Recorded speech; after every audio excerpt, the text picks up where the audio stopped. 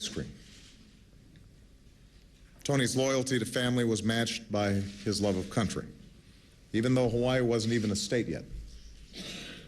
By September 1951, the Korean War had been raging for more than a year, and Tony was part of the 17th Infantry Regiment, 7th Infantry Division, which had been fighting for strategic hills that could shape the course of the war. His squad was near a village called Chupari when they came under ferocious attack. With the enemy advancing, with his men outnumbered, Tony made a decision. He ordered his squad to fall back and seek cover. And then Tony did something else. He stayed behind, machine gun in hand. He laid down fire so his men could get to safety. He was one American soldier alone against an approaching army. When Tony was wounded in the shoulder, he fought on. He threw grenade after grenade. When his weapon ran out of ammunition, he grabbed another. And when he ran out of ammo, he reached for the only thing left, a shovel. That's when the enemy overran his position. And in those final moments, the combat was hand-to-hand. It was that bravery, that courage of the single soldier that inspired his men to regroup, to rally, and to drive the enemy back. And when they finally reached Tony's position, the measure of his valor became clear. After firing so many bullets, the barrel of his machine gun was literally bent. But Tony had stood his ground. He had saved the lives of his men. After his death, Tony was awarded the Army's second highest award for valor, the Distinguished Service Cross. But his family felt he deserved more, and so did Senator and World War II vet Danny Akaka.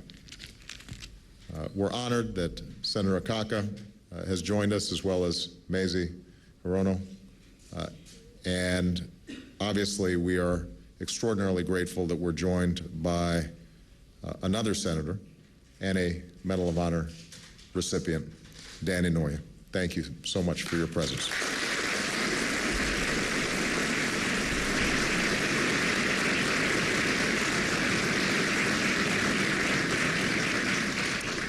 Now, Hawaii is a small state, but the Ko'ohano'anos are a very big family. In fact, I went to high school with one of their cousins, Whitey. Tell Whitey I said, how's it?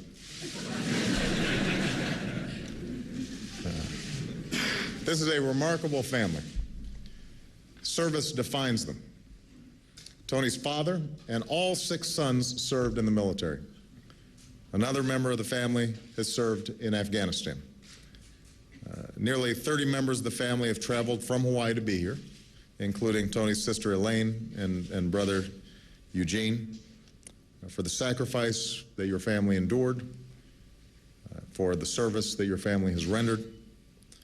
Thank you so much. Mahalo nui loa. I would ask that you all join me in welcoming Tony's nephew, George, who worked for so many years to get his uncle the honor that he deserved. George.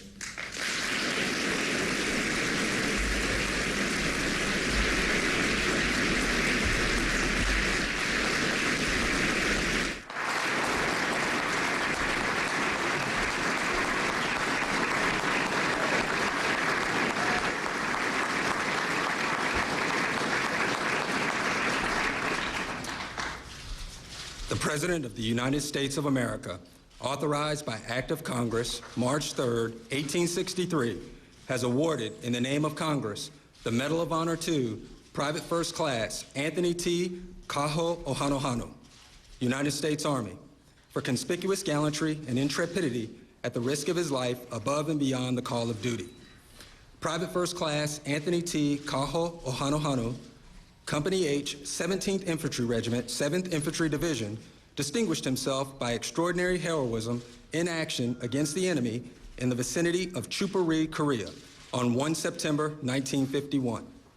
On that date, Private First Class Kaho'ohanohano was in charge of machine gun squad supporting the defensive positioning of Company F when a numerically superior enemy force launched a fierce attack. Because of the enemy's overwhelming numbers, friendly troops were forced to execute a limited withdrawal. As the men fell back, Private First Class Kaho Ohanohanu ordered his squad to take up more defensible positions and provide covering fire for the withdrawing friendly force. Although having been wounded in the shoulder during the initial enemy assault, Private First Class Kaho Ohanohanu gathered a supply of grenades and ammunition and returned to his original position to face the enemy alone. As the hostile troops concentrated their strength against his emplacement in an effort to overrun it, Private First Class Kaho Ohanohanu fought fiercely and courageously, delivering deadly accurate fire into the ranks of the onrushing enemy. When his ammunition was depleted, he engaged the enemy in hand-to-hand combat until he was killed. Private First Class Kaho Ohanohanu's heroic stand so inspired his comrades that they launched a counterattack that completely repulsed the enemy. Upon reaching Private First Class Kaho Ohanohanu's emplacement, friendly troops discovered 11 enemy soldiers lying dead in front of the emplacement and 2 inside it, killed in hand-to-hand combat. Private First Class Kaho Ohanohanu's extraordinary heroism and selfless devotion to duty are in keeping with the finest traditions of military service and reflect great credit upon himself, the 7th Infantry Division, and the United States Army.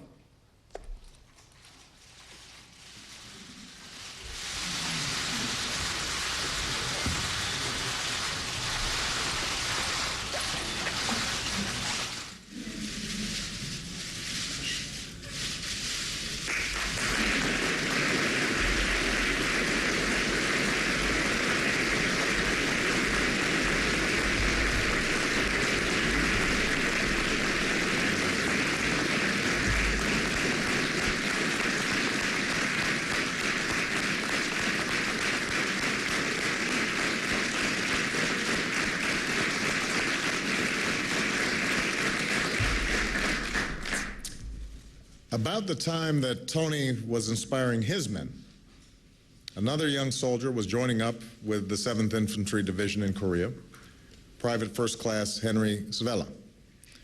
He grew up in New Jersey. He loved fishing on the Jersey shore. He was one of 6 kids and the youngest son, but the one who seemed to take care of everybody else. His sister Dorothy remembers how their mom would be in the kitchen at the end of a long day trying to cook dinner for 6 kids. Henry, a teenager, would walk in, grab his mother's hand, and dance her around the kitchen. If anybody needed him, said Dorothy, Henry was there. And he was there for America, in Korea, as the war neared its 3rd and final year. Henry knew the dangers. And in one of his last letters home, he wrote, "I may not return." That June of 1952, the heat was unbearable. The monsoon rains and mosquitoes were relentless. But the 7th Infantry Division pushed on, probing enemy lines, fighting bunker by bunker, hill by hill.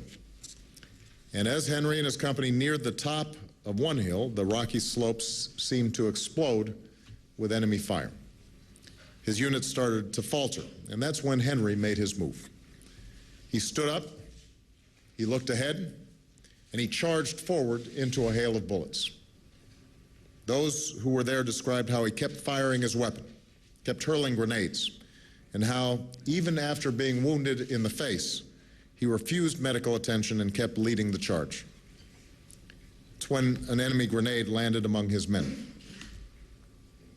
Every human instinct, every impulse would tell a person to turn away. But at that critical moment, Henry Svela did the opposite. He threw himself on that grenade. And with his sacrifice, he saved the lives of his fellow soldiers. Henry Svela's body has never been recovered. That's a wound in the heart of his family that has never been fully healed. It's also a reminder that as a nation, we must never forget those who didn't come home, are missing in action, or taken prisoner of war. And that we must never stop trying to bring them back to their families. Henry was awarded the Distinguished Service Cross, but his family believed that he had earned this nation's highest military honor. They contacted their congressman and his staff, who made it their mission. And we thank Representative Bill Pascrell for making this day possible. Henry's parents and brother did not live to see this day, but two of his sisters, Dorothy and Sylvia, are with us. Dorothy, Sylvia, you remind us that behind every American who wears our nation's uniform stands a family who serves with them. And behind every American who lays down their life for our country is a family who mourns them and honors them for the rest of their lives. Every day, for nearly 60 years, you have lived the poet's words. At the going down of the sun and in the morning, we will remember them. And so I want to conclude today by inviting everyone to join me in welcoming Henry's sister Dorothy to the stage for the presentation of the medal.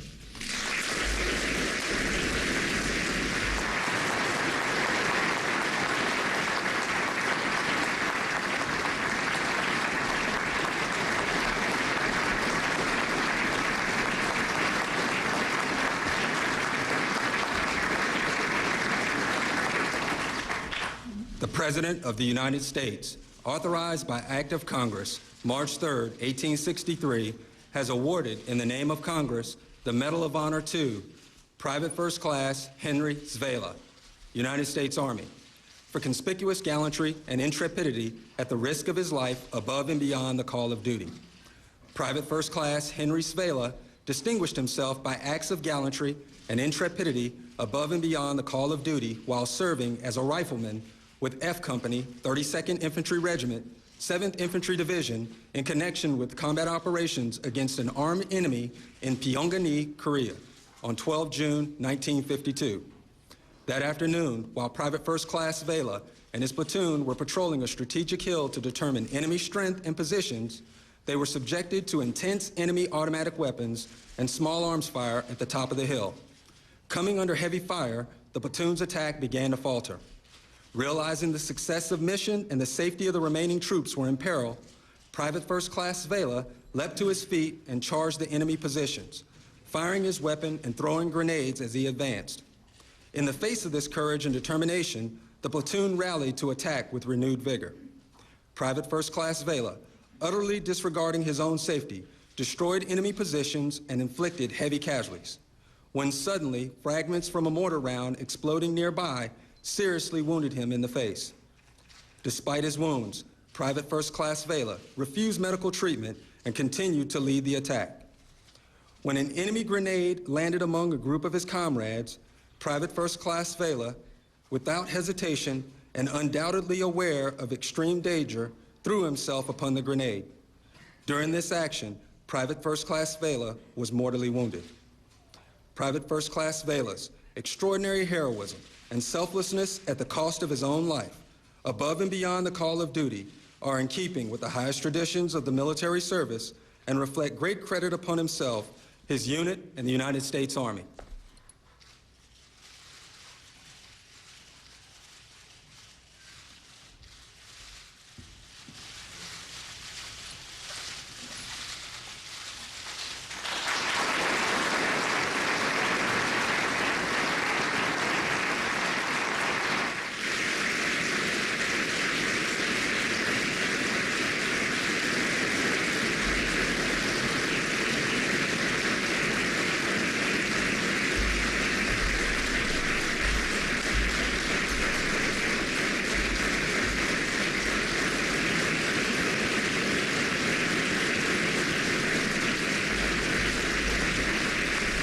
Let's give both families a big round of applause.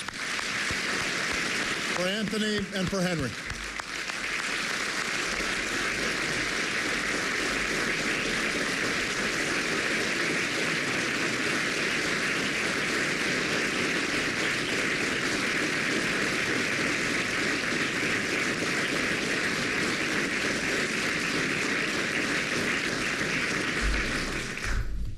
Please join me in prayer.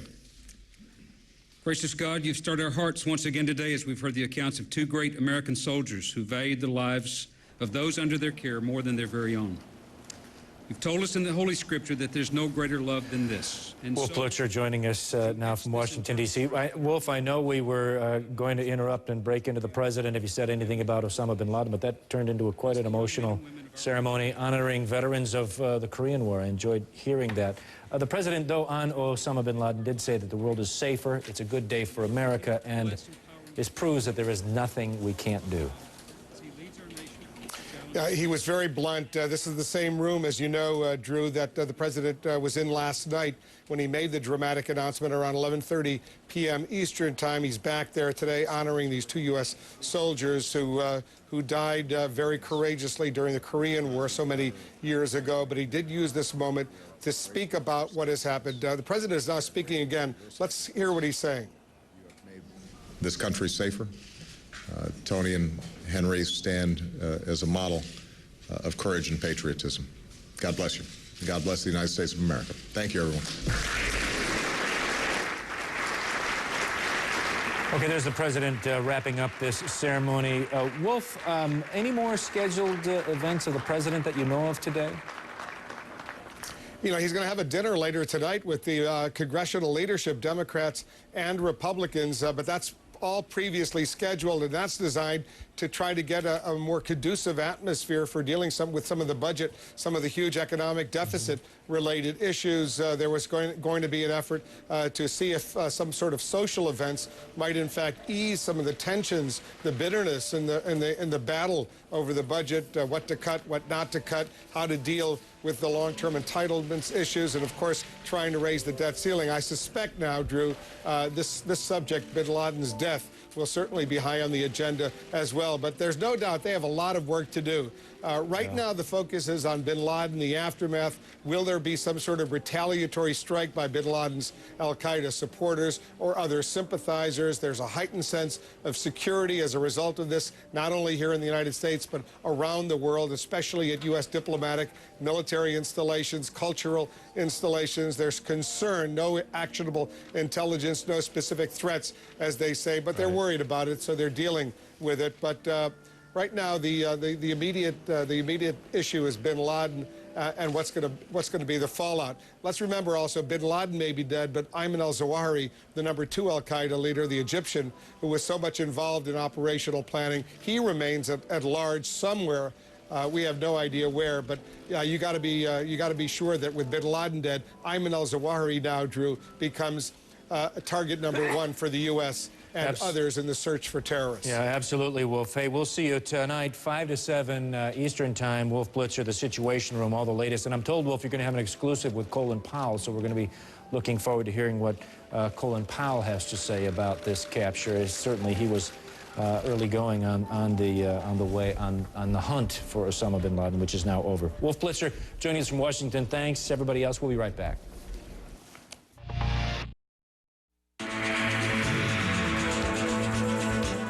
We continue with our breaking news by going to the Pentagon, and our Pentagon correspondent Barbara Starr with new information coming out about, I guess, details, Barbara, more and more about this operation.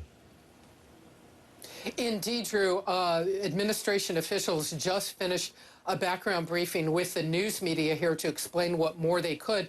And very interesting, they had some images to show us. Let's put up first a satellite image of the compound that was just distributed to the news media. This is the area north of Islamabad. A number of satellite images over the months and years showing increased building in the area and showing the compound growing and added security there. Now, second, after you see these satellite images, there is a drawing that was distributed of the compound itself that tells us a good deal about how this unfolded. Let's put that up and leave it up for a few minutes so we can walk people through what transpired when the helicopters got there. So stay with me, Drew, and look at that image. According to officials, Osama bin Laden was living in that center building you see, a tall building, living like on the second and third floor.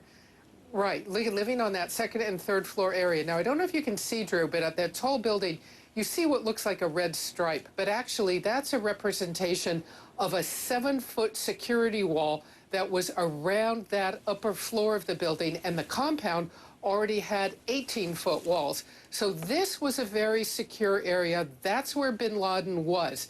When the U.S. troops landed there, the Navy SEALs brought in by Army helicopters, they went through these buildings and cleared room by room as the firefight was breaking out. But officials telling us a short time ago, that upper floor was one of the last areas they got to, one of the last areas they cleared. That's where they found bin Laden. They say he did put up resistance and that he was killed in the firefight, but they refused to offer very many details. Was he firing? Was he running away? Was he making a last stand?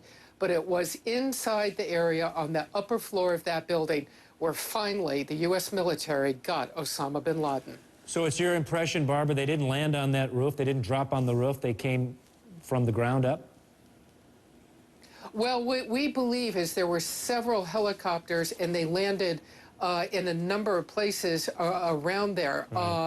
You know, that's a really good, I don't know if you can see, Drew, there are satellite dishes, there are wires. Yeah. There's a number of obstructions. In fact, one helicopter did go down due to a mechanical failure, the military says. So they lit that one on fire so nobody could get to it, torched it, and the assault team got on other helicopters to fly away.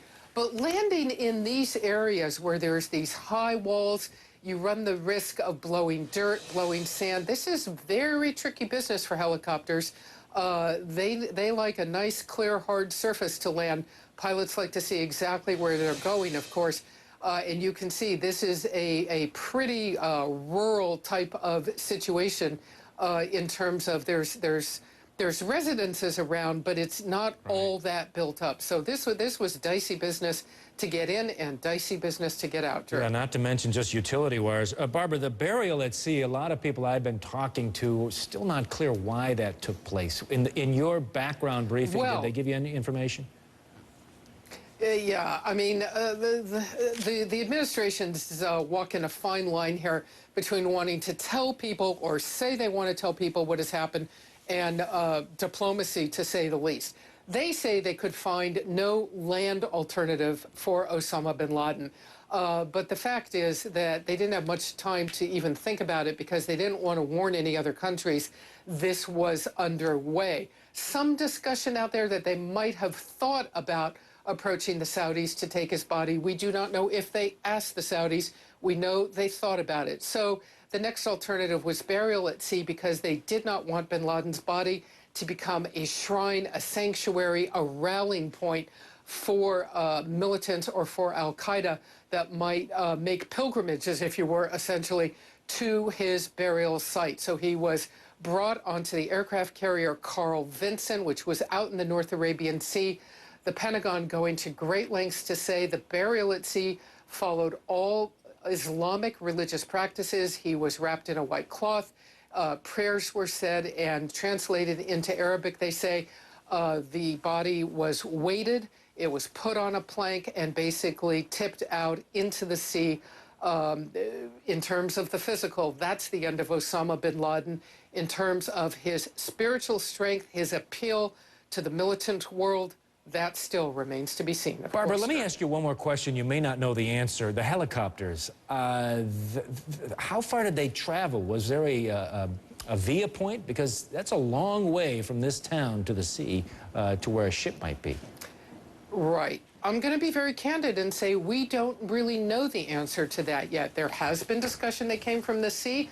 There is also discussion they came from Afghanistan or even inside Pakistan. Inside Pakistan is not likely because the military and the intelligence community is going to great lengths to say they did not inform Pakistan about this assault mission. There has been continuous concern, as we know, Drew, you've reported a lot on this, that the Pakistani military and intelligence services are infiltrated, and if the U.S. had let the Pakistanis know anything about this, that the word might have been leaked and bin Laden might have gotten away. So they told nobody.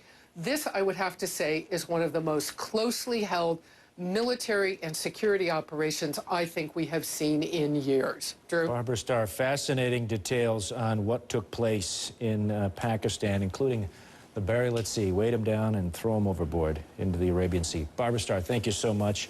Here is your chance to talk back on the big story of the day, Osama bin Laden's death. Carol Costello, been following us all morning. Fascinating details coming out, but let's talk about how this has united Americans, because Americans are united again, maybe just for today, and maybe it will last, but for today, justice. The death of Osama bin Laden has brought us together in a way we haven't seen since the days after 9/11.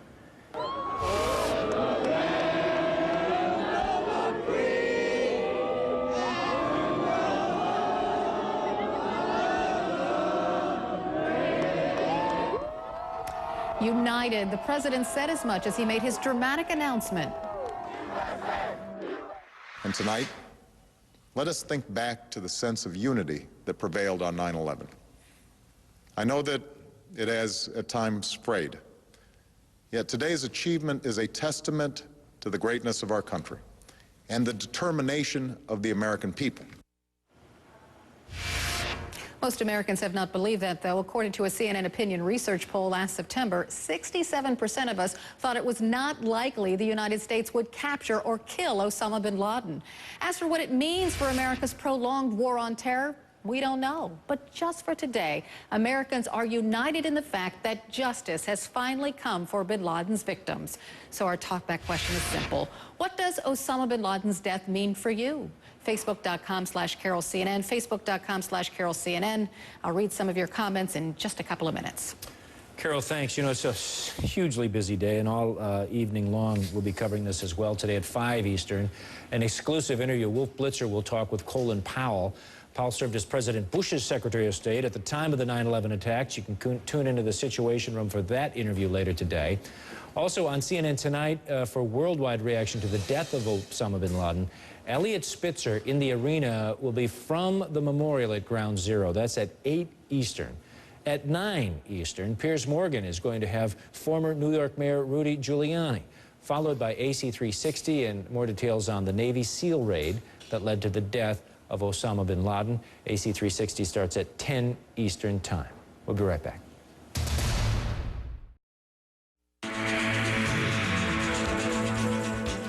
Well, the more we learn, the more many people are convinced that Osama bin Laden was being protected by Pakistani officials. The terrorist mastermind living in a palace, basically, just 31 miles from Pakistan's capital, not cowering in a cave. Pakistan's ambassador to the U.S. disputes that interpretation. He spoke earlier on CNN's American Morning. All the major personnel, Al-Qaeda personalities currently in Guantanamo were arrested by Pakistani authorities in cooperation with the United States. So if we had really known where bin Laden was, we would have got. We are very glad that our American partners did. They had superior intelligence, they had superior technology, and we are grateful to them and to God for having given us this opportunity to bring this chapter to an end. CNN's Nick Payton-Walsh joins us from the Pakistani capital of Islamabad. Nick, this potentially very embarrassing for Pakistani officials at least. Well, I think if it were proven that Pakistani military or intelligence officials knew bin Laden was here for a long time and were in fact sheltering him, that would be hugely significant. So there's no indication of that at the moment. In fact, very early this morning, one senior Pakistani intelligence source was very quick to say that Pakistani intelligence operatives had been on the ground during the American operation. That was denied by US officials, and subsequently he then said actually that was not the case. But Pakistanis are clear here, the same source suggesting they provided some of the raw data, the phone intercepts, which may have allowed the Americans to kind of drill down and find this particular compound, and importantly the courier who they say was coming back and forth from the compound and perhaps gave bin Laden away. But certainly the issue of trust between the US and Pakistan has been absolutely vital here for months and reached really its worst low of quite some time. Only last month, frankly, with the Pakistani military demanding that America curtail its drone strikes here, and really a sense that both sides were not seeing eye to eye, were not the allies they claimed to be, and frankly had stopped communicating and cooperating. So the idea of today's strike being a unilateral American operation, which the Pakistanis didn't know about until it was over, does make some sense. True? Well, Nick, at the very least, it would be embarrassing that the Pakistani intelligence would not know that Osama bin Laden was living so extravagantly, so near a military base. I think that's true. And I think also you have to bear in mind, I'm not standing up to Pakistanis entirely here, but I mean, this is a busy military town, many other individuals. If bin Laden never left his walled compound, it's possible nobody could have known, but yes, absolutely, the Pakistanis pride themselves at being very pervasive with their intelligence service here, so an awful lot of questions to be answered. But as it stands at the moment, Pakistani officials very keen to point out they're the allies, and one intelligence source even keener to say they provided the raw data that led this operation to bin Laden. All right, Nick Patton-Walsh in Islamabad. The truth will bear out as we deal with the facts in the coming days. Thanks, Nick. We'll be right back. You know, one of the first strikes in this war on terror began, many say, 10 years ago when United Flight 93 was forced into the ground by passengers. That is the fourth plane that did not reach its target on 9/11. Instead, it hit the field in Shanksville, Pennsylvania, where the National Park Service is building a permanent memorial, and that's where Jim Acosta is today. And Jim, I imagine people are visiting there today with varying feelings about what happened to bin Laden over this weekend. That's right. It's really a mixed bag of feelings out here, Drew. We've seen it all morning long, people streaming into this site here at Shanksville, Pennsylvania, to remember the lives lost on Flight 93. As you mentioned, were it not for the passengers and crew members aboard that aircraft, the 9/11 Commission concluded that it would have perhaps hit the U.S. Capitol in Washington, D.C. Instead, it hit this ground here. And so we've seen people streaming into this site, which is now a National Park Service site, all morning long. Not only expressing their feelings for the victims of September 11th, but also to express a lot of relief that Osama bin Laden is now dead. And I talked to one woman earlier this morning who could not help but being brought to tears by the memory of the people who lost their lives here. Those brave people, I can't imagine what that must have been like, being in the back of that plane. And the fact that they knew what they had to do to save another catastrophe from happening. And I don't know, I just don't have words. 10 years later, it still brings tears to your eyes. Absolutely.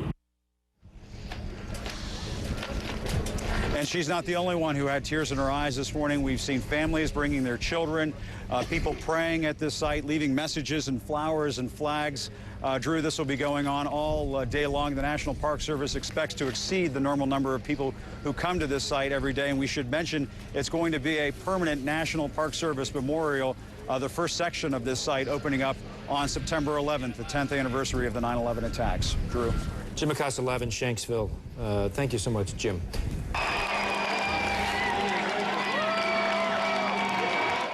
These are the celebrations that erupted outside the White House and Ground Zero as President Obama announced Osama bin Laden had been killed. Which brings us to today's Talkback question and Carol Costello. Yeah, Talkback question simple today. What does Osama bin Laden's death mean for you? This from Art. I lost 2 friends on 9/11. Bin Laden's death won't bring them back, but it does give me a tremendous feeling of relief and closure. This from Lauren. I am proud to be an American and an Army wife. All the hard work my husband has done overseas finally has some piece of justice and victory. This from Peter. It means George Bush can take that big mission accomplished banner out of his closet. After a lot of waiting, it's finally correct. And this from Jennifer. It tells us what Obama meant when he said there were more important issues than dealing with Trump's silliness over his birth certificate. And this from Kim. On our drive to school this morning, I asked my daughter this question. For your whole life, we've been looking for Osama bin Laden. Does anything feel different to you now that he's been found and killed? She told me that she felt relief. Me too, sweetie. Me too. Keep the conversation going. Facebook.com/CarolCNN, Facebook.com/CarolCNN. And as always, thank you so much for your comments. A lot of them were quite moving, brought tears to my eyes. That last one was pretty good. Yeah. Carol, thanks a lot. Sure. The tweets continue, the answers continue, and so does the news. Continues in just a few minutes now with Randy Kay. She'll be live from Ground Zero.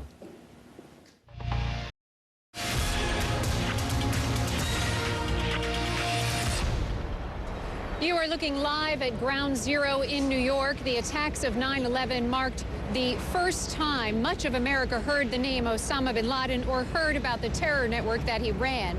Now, nearly 10 years after those attacks, a worldwide manhunt is over, and Osama bin Laden is dead.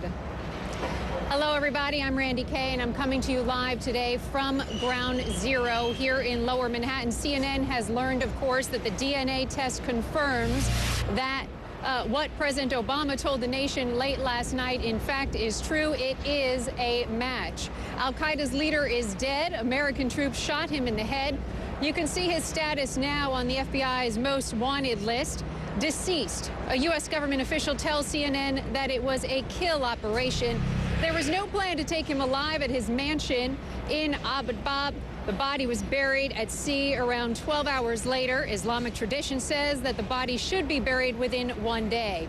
A senior defense official says burial in the Arabian Sea was chosen because there was no country willing or able to accept the body for burial. Now, here's the video shot by ABC News. Some of the first looks inside the palace Osama bin Laden was killed. Just a quick snapshot of the successful operation. It begs the question, how did the world's most notorious terrorist build himself a mansion 60 miles from Pakistan's capital? But this is the picture most of the world actually will always associate with bin Laden and Al-Qaeda. Take a look. The attack on the World Trade Center, the fiery hole on the Pentagon tearing a hole in the building, and a field in Pennsylvania where a plane was brought down by heroes. 2,976 people died that day. We'll hear some of the president's announcement in a moment, but here's a statement released just a short time ago by former Vice President Dick Cheney. The death of Osama bin Laden at the hands of American forces is a victory for the United States. Today, the message our forces have sent is clear. If you attack the United States, we will find you, and of course, we will bring you to justice. Now, let's get right to the heart of the story, which means that we want to take you to Pakistan. That is where American forces found Osama bin Laden after months of tracking him. Our Nick Payton-Walsh is in Islamabad, Pakistan. Nick, if you can, set the scene for me there as news spreads of Osama bin Laden's death. Absolutely. I mean, I think really the first thing to point out is when news of this broke, senior Pakistani intelligence officials were pains to point out that they were actually on the ground during the operation by the Americans. That was subsequently denied by the Americans and then actually denied by the same Pakistani sources. So there was an immediate rush, I think, from Islamabad to have seemed to have been involved really in this quite remarkable American operation, which Pakistanis are saying, in fact, actually began undetected. The helicopters flew in, got over the compound before Pakistani air defences were aware they had arrived. Obviously, a 40-minute gunfight then ensued and the helicopters departed, by which stage the Pakistanis were very aware of their presence. But really, I think there was an immediate rush by Pakistan to look like it was on side, to look like this is a result of intelligence sharing. In fact, one suggesting phone records had been given by the Pakistanis to the Americans and had enabled them over a period of time to find this particular compound. Randy? And Nick, if you could, tell us a little bit about the compound there. It's described as a mansion. Does it stick out in that neighborhood? I have to say I've not seen it, but the pictures I have seen do suggest a building quite at odds with the rest of the town of it. Not necessarily that central, very high walls, significant defences, no apparently communications in terms of telephone or internet with the outside world. So yes, perhaps a strange compound in that busy town. But bear in mind, when you're dealing with a city of that size, that many people, buildings like that aren't really going to stand out unless, of course, you're aware that the world's most wanted terrorist is within them, Randy. And from what we're being told, Nick, at CNN, is that the Pakistani government, Pakistani officials were not even in on this operation. They weren't aware of it. What are you hearing today from the Pakistani government? Absolutely. As I said earlier, they tried at the beginning to suggest they were involved. Then the Americans denied that was the case, and then the Pakistanis said, all right, fine, we weren't there, fair enough. But they are trying to suggest their intelligence allowed the Americans to find this compound. There's a breakdown of trust here, really. I would have been enormously surprised, given the last few months, given how the Pakistanis have been demanding the Americans curtail their drone strikes here in the tribal areas, given the instance of Raymond Davis, a CIA contractor who shot 2 men dead in Lahore, and the huge furore that caused publicly here in Pakistan. It would have been a huge surprise if the Americans had chosen this moment to share the intelligence and their operation about their most wanted man in the world with the Pakistanis, given how they frankly didn't seem to be getting along at all. I think there's an attempt now for the Pakistani government to try and seem on side, to show that they were very much involved in this, although as it seems from what we're hearing, the helicopters turned up undetected. The Pakistanis simply did not know this operation was happening until it had begun. Randy? It is an amazing story of how they pulled this off. Nick Payton-Walsh for us live in Islamabad. Nick, thank you. The successful operation was led by the CIA, in fact. Director Leon Panetta was the commander of the strike against Osama bin Laden, an operation that they practiced to make sure that it went off without a hitch. But there were some bumps along the way. CNN's Drew Griffin takes a look at how it all went down and how the president informed the nation. I can report to the American people and to the world that the United States has conducted an operation that killed Osama bin Laden. It began last August. New leads came to light about the possible whereabouts of Osama bin Laden. It was far from certain, and it took many months to run this thread to ground. I met repeatedly with my national security team as we developed more information about the possibility that we had located bin Laden hiding within a compound deep inside Pakistan. The key lead, tracking down one of the few couriers trusted by bin Laden. That courier's movements led U.S. intelligence to this compound in Abbottabad, a mansion on 3 floors, high security walls, a place built to hide someone important.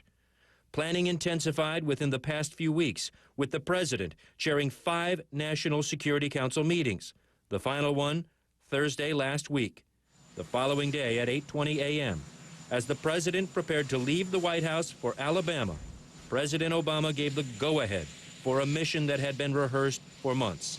On Sunday, national security staff worked all day on the operation.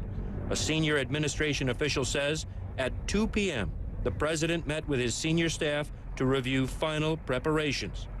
At about 4 p.m. Eastern Sunday, just after midnight in Pakistan, a team of Navy SEALs in helicopters raided the compound. Administration officials called it an especially dangerous operation. Local residents spoke of intense gunfire. A small team of Americans carried out the operation with extraordinary courage and capability. Bin Laden resisted and was killed in the firefight, according to one source, shot in the head. The whole operation was carried out in less than 40 minutes. Along with bin Laden, 3 other men were killed. U.S. officials believe one was bin Laden's adult son. A woman was killed when used by one of the men as a human shield. There were no U.S. casualties, but a U.S. helicopter was destroyed by its own crew after a mechanical failure. At 7 p.m., the president learned there was a high probability the high-value target was Osama bin Laden. The message from the Obama administration is clear. Osama bin Laden is dead, but Al-Qaeda is still very much alive. Even as we mark this milestone, we should not forget that the battle to stop Al-Qaeda and its syndicate of terror will not end with the death of bin Laden. Indeed, we must take this opportunity to renew our resolve and redouble our efforts. Officials are warning that all Americans need to be vigilant, that Al-Qaeda and its supporters could strike back. So let's turn now to CNN Pentagon correspondent Chris Lawrence. Chris, what extra security precautions, if any, are being taken right now? Well, if you're talking about around U.S. bases here in the United States, Randy, you know, they have upped the security level, but nowhere near the highest level. The bases in Iraq and Afghanistan are already operating under tremendous security. But we've also got some new information now about what's happened, you know, when this operation went down. As Drew mentioned, the entire operation only lasted about 40 minutes, but we're now learning that Osama bin Laden was killed in the last 5 to 10 minutes of that operation. That 2 adult men lived on the first floor of that compound, and when the assault team came in, they had to fight their way through the house through those men. Osama bin Laden and his family lived on the 2nd and the 3rd floor. So they were the last ones that the assault team reached during this assault. We also have a new diagram now that gives you a better perspective of exactly what the assault team was looking at when they came in. The windows were opaque. Some of the outside walls 18 feet high. Even a terrace had a 7-foot-tall barrier around it. Senior defense officials said right now this house was designed to obscure the view from all angles around it.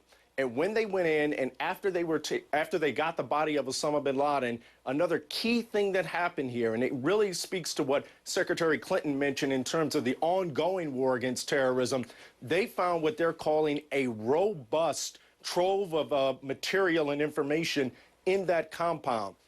In fact, they say it was so much, they've now set up a task force to exploit it and analyze it, and they're hoping to be able to use some of this information that they got in the compound to find other targets of Al-Qaeda. Randy. Chris, it's so impressive when you think about them going in the dark of night and these walls, as you said, that are 18 feet high with the barbed wire on the top and coming out of there with Osama bin Laden. It's really an incredible maneuver. What can you tell us about the decision to bury bin Laden at sea? I understand that he needed to be buried within a day. Yeah, you're absolutely right. Under Islamic law, the body should be buried within 24 hours. And a senior defense official told me that basically they could not find a country that was either willing or able to accept his body for burial. So almost exactly 12 hours ago from right now, 12 hours previously, Osama bin Laden's body was buried at sea. The rites were conducted on the deck of the USS Carl Vinson in the Arabian Sea. And we're told that all this was done under Islamic law, that bin Laden's body was washed, that it was then wrapped in a white sheet, that prepared remarks were made by a military official and then translated into Arabic by a native speaker. At that point, bin Laden's body was placed on a flat board. The board was slowly raised and tipped up, and bin Laden's body was allowed to simply slide off into the sea. Randy? Chris Lawrence for us at the Pentagon. Chris, thank you. As I mentioned, I am here at Ground Zero. We are actually inside Ground Zero, the site of Al-Qaeda's biggest attack, bringing down the Twin Towers on 9/11, of course. And as you can imagine, the emotion here has been incredible since word first spread that Osama bin Laden was dead. There were celebrations here overnight. We also saw them in front of the White House and many other places where people were touched by these latest developments. And less than an hour ago, some family members of 9/11 victims spoke about their feelings. He will not live to inspire any more terrorists as a living person. And I must thank the United States military and the present administration and all those who assisted our country in apprehending Osama bin Laden. While we are very gratified, we are still living with the pain, the sorrow, and the grief of the death of our sons, our daughters, and our loved ones. Osama bin Laden had the devil's blood running through his veins, and this is a joyous day for us. Like Richie said, Mr. Richie, it's not done. The job is not done. We still have a long way to go, but we've gotten rid of one evil commodity. Well, all the recon and all the planning amounts to nothing without, of course, precise execution. So how does an operation like this really go down? Well, in 2 minutes, I'm joined by a Navy SEAL who worked with the group, the very group that carried out the takedown of Osama bin Laden, an interview that you won't want to miss. Spirit has never been stronger. The construction you see Mayor here, Bloomberg, I'm being told Mayor Bloomberg is speaking right now, so let's listen in. and liberties. Nothing will ever return our loved ones, but we are rebuilding from the ashes and tears a monument to the American spirit. New York's way is ever forward, ever skyward. 10 terrible years ago, a terrible evil visited this place. Today, let the spirits that are all around us know some peace and justice. Last night's spontaneous celebrations occurred here in Lower Manhattan, in Times Square, at the White House, in other places, or with private homes around the country and the world. They were a tribute to the selfless valor and dedication of our armed forces and to those who have worked to prevent terrorist attacks over the past 9.5 years. During that time, New York City's police department has built the most sophisticated counterterrorism operation of any police department in the world. Today, as it does every day, Commissioner Kelly and our counterterrorism experts will adjust their strategies and deploy their resources based on the latest information. As of now, I'm happy to say there are no new immediate threats against our city. But there is no doubt that we remain a top target, and the killing of bin Laden will not change that. Nor will it distract us from a mission that remains our absolute highest priority: defending our city and country against all those who use violence to attack freedom. On behalf of all New York residents, I do want to congratulate our Commander-in-Chief, all the men and women in our armed forces and in our intelligence community for accomplishing this mission. I also want to recognize, as President Obama did, the leadership of his predecessor, President Bush. In the days after 9/11, President Bush came here to Ground Zero and stood on the rubble, shoulder to shoulder with our rescue and recovery workers, and used a bullhorn to tell the world that we would bring justice to those who attacked our city and our country. He never wavered in that mission, and his leadership was crucial to yesterday's victory. Today, we are joined by a number of family members who lost loved ones in the 9/11 attacks, as well as Police Commissioner Ray Kelly, Fire Department Commissioner Sal Cassano, and Port Authority Executive Director Chris Ward. I also want to acknowledge Joe Daniels, the Executive Director of the 9/11 Memorial and Foundation, as well as two leaders who played such important roles in helping our city and country heal us in the immediate aftermath of the attacks: Mayor Rudy Giuliani and Governor George Pataki. I'd now like to ask Chris Ward to say a few words. Chris? Thank you, Mayor. This morning in a conversation with Governor Cuomo, the state was placed on high alert in coordination with the Port Authority of New York and New Jersey throughout this region and throughout the rest of the state.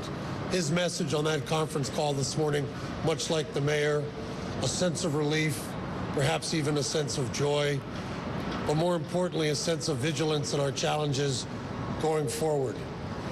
As you can see behind us, the World Trade Center site is rising. It is no longer a pit, but there is much perseverance that must remain to complete this site. And the work of this country and President Obama to bring Osama bin Laden to justice reflects the kind of perseverance and endurance that this nation has always demonstrated. And now, today, this city and the Port Authority of New York and New Jersey are demonstrating behind you. Thank you very much. Chris, thank you. Our Speaker of the City Council, Christine Quinn, is with us today. Madam Speaker. All right, you've been listening there to Mayor Michael Bloomberg here in New York City, speaking with other officials and also speaking with some of the family members of 9/11 victims.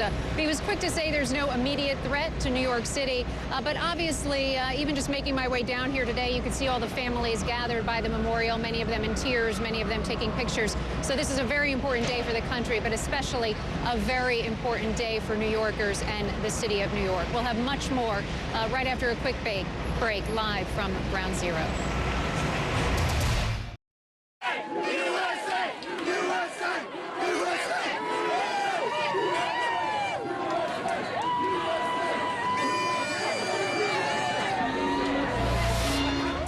As we've mentioned, U.S. Navy SEALs carried out the mission that resulted in Osama bin Laden's death in Pakistan. The secretive raid occurred in Abitab, about 60 miles north of the Pakistani capital of Islamabad. SEAL is an acronym for Sea, Air, and Land. The SEAL's official webpage describes them as, quote, a special breed of warrior who conduct special operations in any environment, but who are uniquely trained and equipped to operate from, around, and in maritime areas. So joining us now to talk more about the SEALs and the operation that killed bin Laden are two SEAL veterans, and both are lieutenant commanders in the U.S. Navy Reserve. Reserves. Kaj Larson is a CNN correspondent and joins us from Los Angeles today.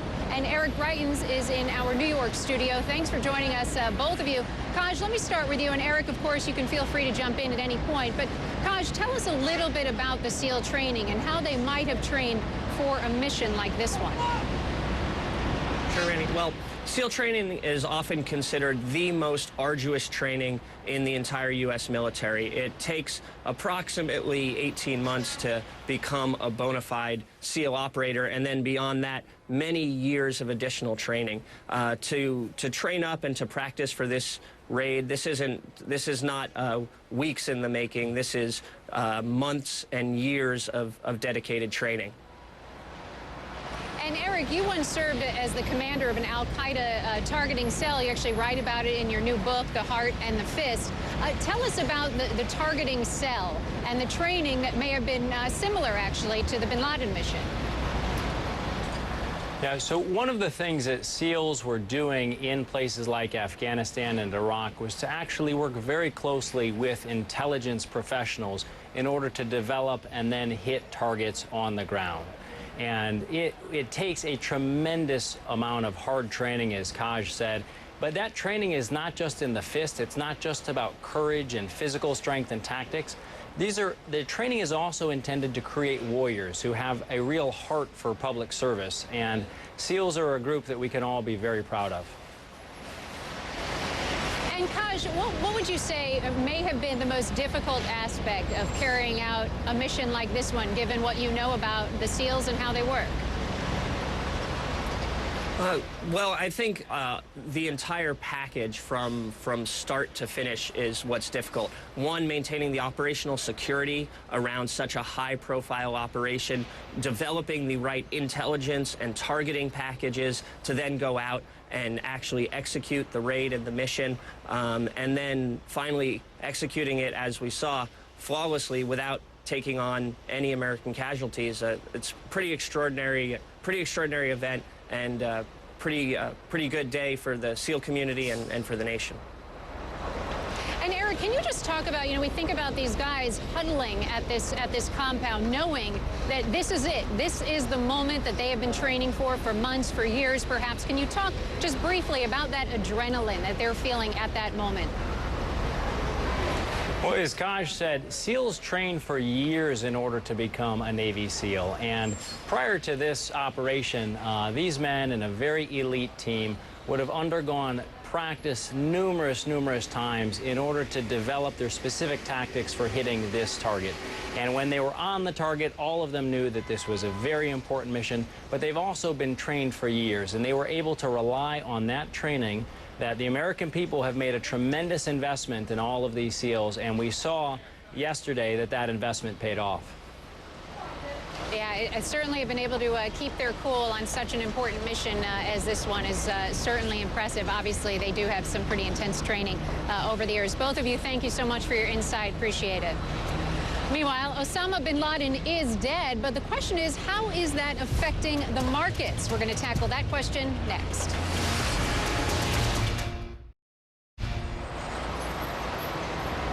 When the attacks happened on September 11th, 2001, it was in part an attack on the U.S. economy itself, and to a degree, it worked. Trading on U.S. stock markets was suspended after the first plane hit and remained closed for almost a week. European markets plunged, and by the week's end, the Federal Reserve had pumped billions into the economy in an attempt to avert a meltdown. Both gold and oil spiked after the attacks, and the airline industry in the U.S. and tourism industry in New York were all but decimated. But 10 years later, the reaction by markets reflects more the passage of time than the man behind these original attacks. CNN's Richard Quest is at the New York Stock Exchange for us today to talk more about what we're seeing there. Richard? Yes, I suppose we had all arrived to work this morning feeling that there would be a feel-good rally, and indeed the futures index had suggested that. But the truth of the matter is markets deal in facts, not sentiment of emotion. They deal with what's happening, and from that point of view they decided that the rally should peter out, and that is very much where we are. Just to give you an overview, the Dow Jones is just up about 20 points, barely changed, 1/10%. The Nasdaq Composite is actually off off just a fraction. The core point, though, Randy, is not so much what the numbers are showing, it's what the people here are telling you, because the people here were the ones who lived through it in many cases. They were the ones who were just blocks away when the World Trade Centers came down. And here there is a quiet satisfaction in the killing of bin Laden. There's not the rah-rah. Here they lost friends, colleagues, in some cases family. So, Randy, what they're feeling today is that a feeling of mission accomplished, job done, justice done, rather than tub thumping and shouting from the treetops. Absolutely. And Richard, why do you think we're seeing more reaction in gold and oil than the stock markets? Our old friend gold. I mean, gold is supposedly the harbinger and last safe haven of value. When things go bad, gold goes up. When things get better, gold goes down. I think it will be a rash and perhaps foolish person that sees today's movements in gold as being anything other than a knee jerk. The underlying problems of gold remain. The underlying economic issues are there. Gold will be back up again and before too long. All right, Richard Quest watching the markets for us. Richard, thank you. The news of Osama bin Laden's death was heard around the world. How the story unfolded here at CNN? Well, we're going to take you behind the scenes and show you. That's next.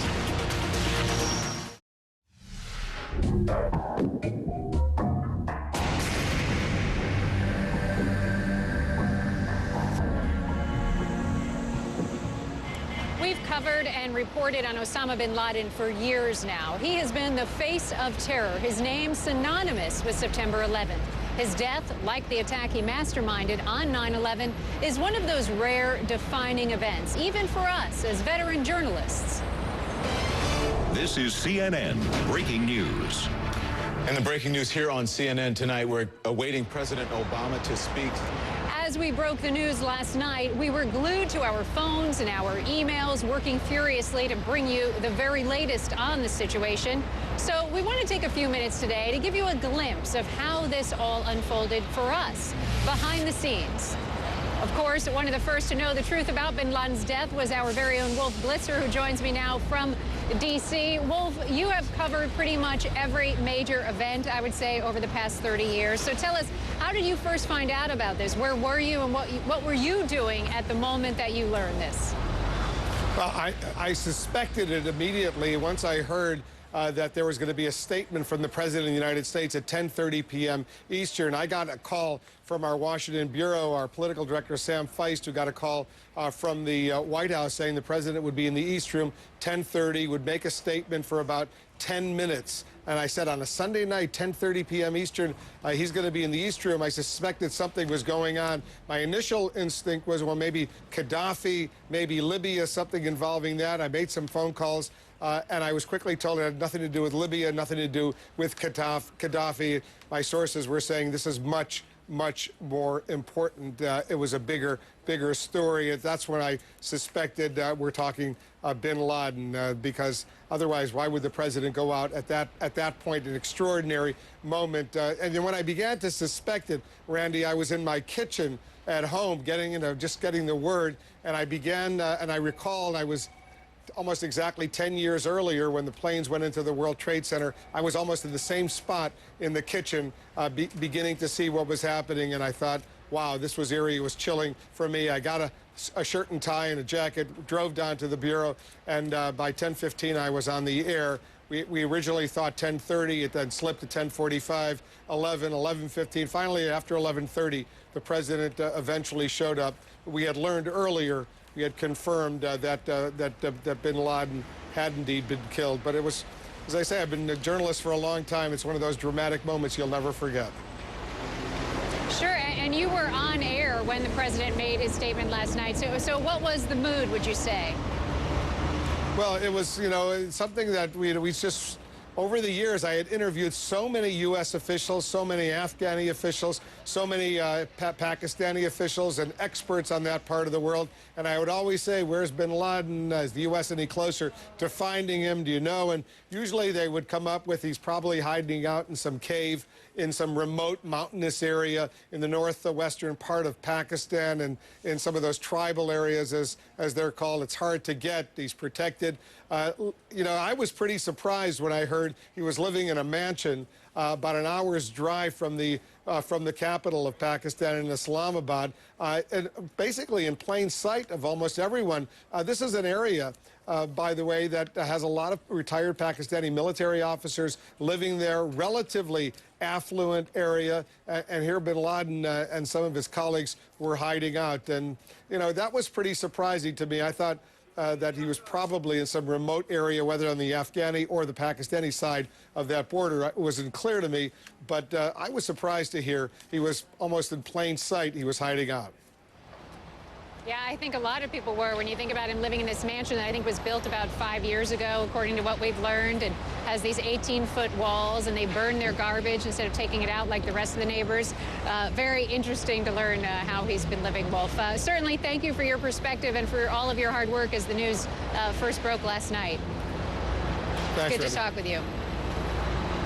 Well, we are waiting for the White House briefing to start at any moment. There are sure to be some new details on the mission to take down Osama bin Laden. We're expecting to hear from Jay Carney as well as members of the National Security Team, so we do hope to bring you some new details today. So be sure to stay with us.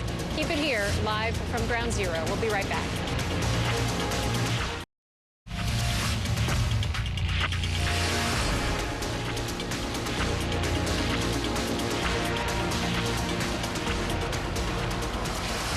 Going to get too far away from the historic news of Osama bin Laden's death. At any moment, the White House briefing will begin, and we'll bring it to you live for sure right here on CNN. But first, we want to bring you up to speed on the huge tornado outbreak in the southeast.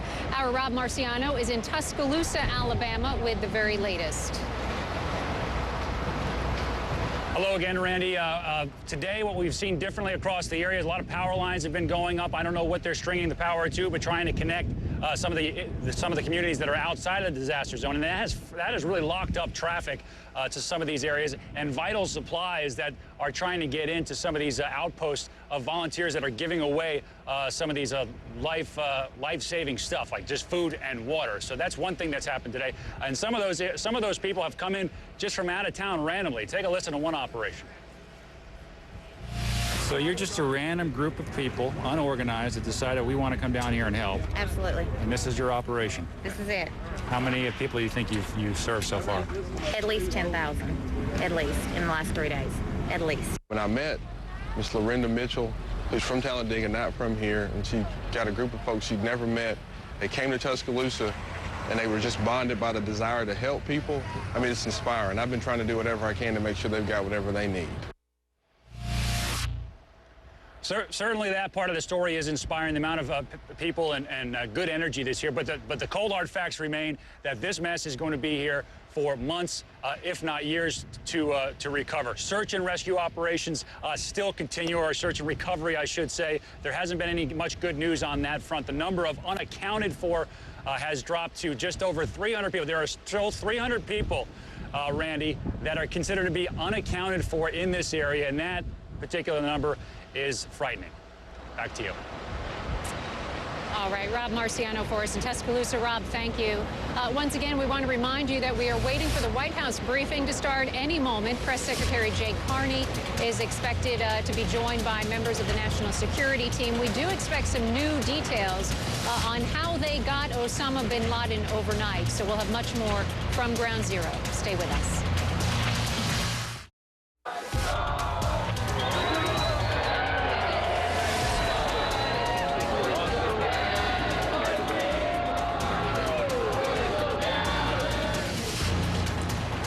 the mission from the beginning? Get Osama bin Laden dead or alive. Well, yesterday, almost 10 years after the deadly attacks on September 11th, 2001, the Al-Qaeda leader was killed by U.S. forces inside a mansion in Abbottabad, Pakistan. They swept into the compound by helicopter, and bin Laden was among the 5 people killed in a firefight. So what does his death mean for the future of Al-Qaeda? A lot of folks are asking that. So joining us now from the Time Warner Center here in New York, CNN terrorism analyst Paul Cruikshank. Paul, thank you. Appreciate you being on the show today. First, with bin Laden dead, what's left of this terrorist organization now? Well, I mean, quite simply, Al-Qaeda without bin Laden, but Al-Qaeda without bin Laden is not the Al-Qaeda that it was before. Bin Laden is absolutely crucial to Al-Qaeda. He's provided the strategic direction for Al-Qaeda not only before 9/11, but after 9/11 through all these audio tapes and videotapes. He's really the linchpin of Al-Qaeda, the key unifying figure in an organization which has strong centrifugal forces. There are lots of different factions within Al-Qaeda, lots of disagreements between different people underneath him, different ideologies, different agendas. And with bin Laden gone, there's a real risk from Al-Qaeda's perspective that this organization may fracture, Randy. So they've lost their leader, and this is a really big deal for them. And when you say fracture, I mean, do you mean that this could be the end of Al-Qaeda? I think that this could accelerate the unraveling of Al-Qaeda, and this has come at a very bad moment for Al-Qaeda because there's been a backlash over the last few years in the Muslim world against it because of its barbaric tactics, its killing of civilians and many Muslims. There's been an emerging jihadist critique of Al-Qaeda, and then there's been this whole Arab Spring where Al-Qaeda in most of these countries has been reduced to virtual irrelevance. A lot of the core grievances they were able to exploit are no longer there in the way that they were. So Al-Qaeda is going to find it more difficult to recruit people moving forward. Bin Laden was the one individual who did have the aura, the charisma amongst these jihadists to sort of fight back and to start some momentum again for the organization. But he's no longer there now, obviously. And is there anyone, do you think, just quickly, who might be able to step forward and lead Al-Qaeda? Well, it looks like Al-Qaeda's number 2, Ayman al-Zawahiri, will step up to the number 1 position. And Zawahiri is certainly a skillful strategist. In some respects, he's an intellectual. But he's not got the charisma of bin Laden or his track record as a jihadist. Bin Laden really made his name in Afghanistan in the 1980s fighting the Soviets, and Zawahiri just did not fight in the same way. He's unpopular with a lot of the jihadists. And so he will not be as an effective leader for Al-Qaeda as bin Laden, and that's going to hurt their recruiting opportunities in the future quite hard, I think. Paul Cruikshank, great insight. Thank you so much. Appreciate it. So, bomb bin Laden's compound or send in the Navy SEALs? How and why the president made the decision that he did is next. Plus, any moment now, the White House briefing is scheduled to begin, and we will bring that to you live, so keep it here. Welcome back to our coverage here live at Ground Zero. When the president made the call to go after the compound in Pakistan, he decided to use a targeted approach instead of just dropping a bomb on the compound. That was a decision fraught with risk. Senior political analyst Gloria Borger has been following the national security elements of this story for us. Right. She joins us now for our political update in Washington. Gloria, how personally involved was the president in coordinating this operation? Very personally involved. Talking with senior administration officials, they do make it clear, as one said to me, that this was a CIA operation, that the CIA did all the detective work.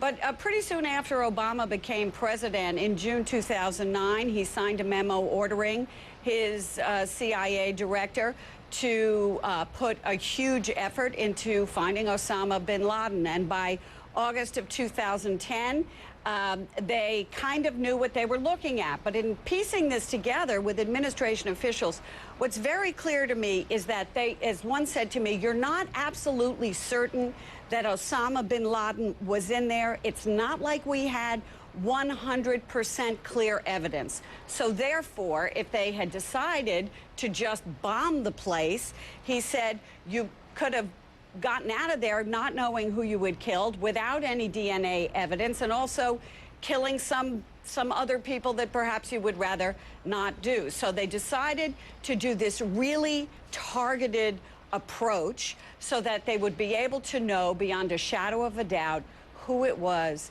they were killing. And they found out it was Osama bin Laden. It is amazing. They were certainly trying to limit the casualties as well. All right, Gloria, thank you. Appreciate it. Sure. We will have another political update for you in just about an hour from now, right here on CNN. Meanwhile, U.S. officials knew that they had their man, but to eliminate doubt, they did a DNA match on the body of Osama bin Laden. We'll tell you about that coming up next. The Hawks tip off round 2 with the top-seeded Bulls. Then Kobe and the Lakers face the Mavericks team on the move. The NBA playoffs, Hawks, Bulls, Mavericks, Lakers. Tonight at 8 Eastern on TNT. Coming soon to DirecTV Cinema. This city needs our help. We will pose as villains, but we'll act like heroes. We'll need a car. Yes, we will. Some weapons. Whoa! Is the gas gone? How come I'm the only one with a gun? Because you don't have fighting experience. The Green Hornet. How does it even work? Okay. Movies start at Channel 125. You value your friends. So does DirecTV. Meg's worth 100. So are Mike, Carol, Bob, Jim, and Kay. For every friend you refer to DirecTV, you get $100 in bill credits, and they get $100 in bill credits on top of our best offer. Just give your account number to your friends and have them call 1-877-4-100 each. They must have your account number when they order. Refer up to 10 people and get $1,000 in bill credits. Then celebrate and watch the Benjamins stack up.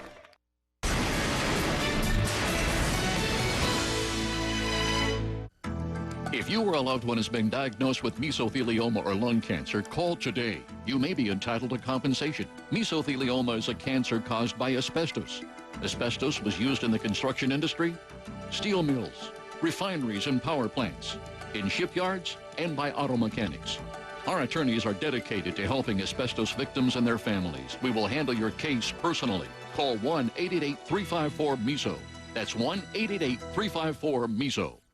Closed captioning brought to you by Lennox. Innovation never felt so good.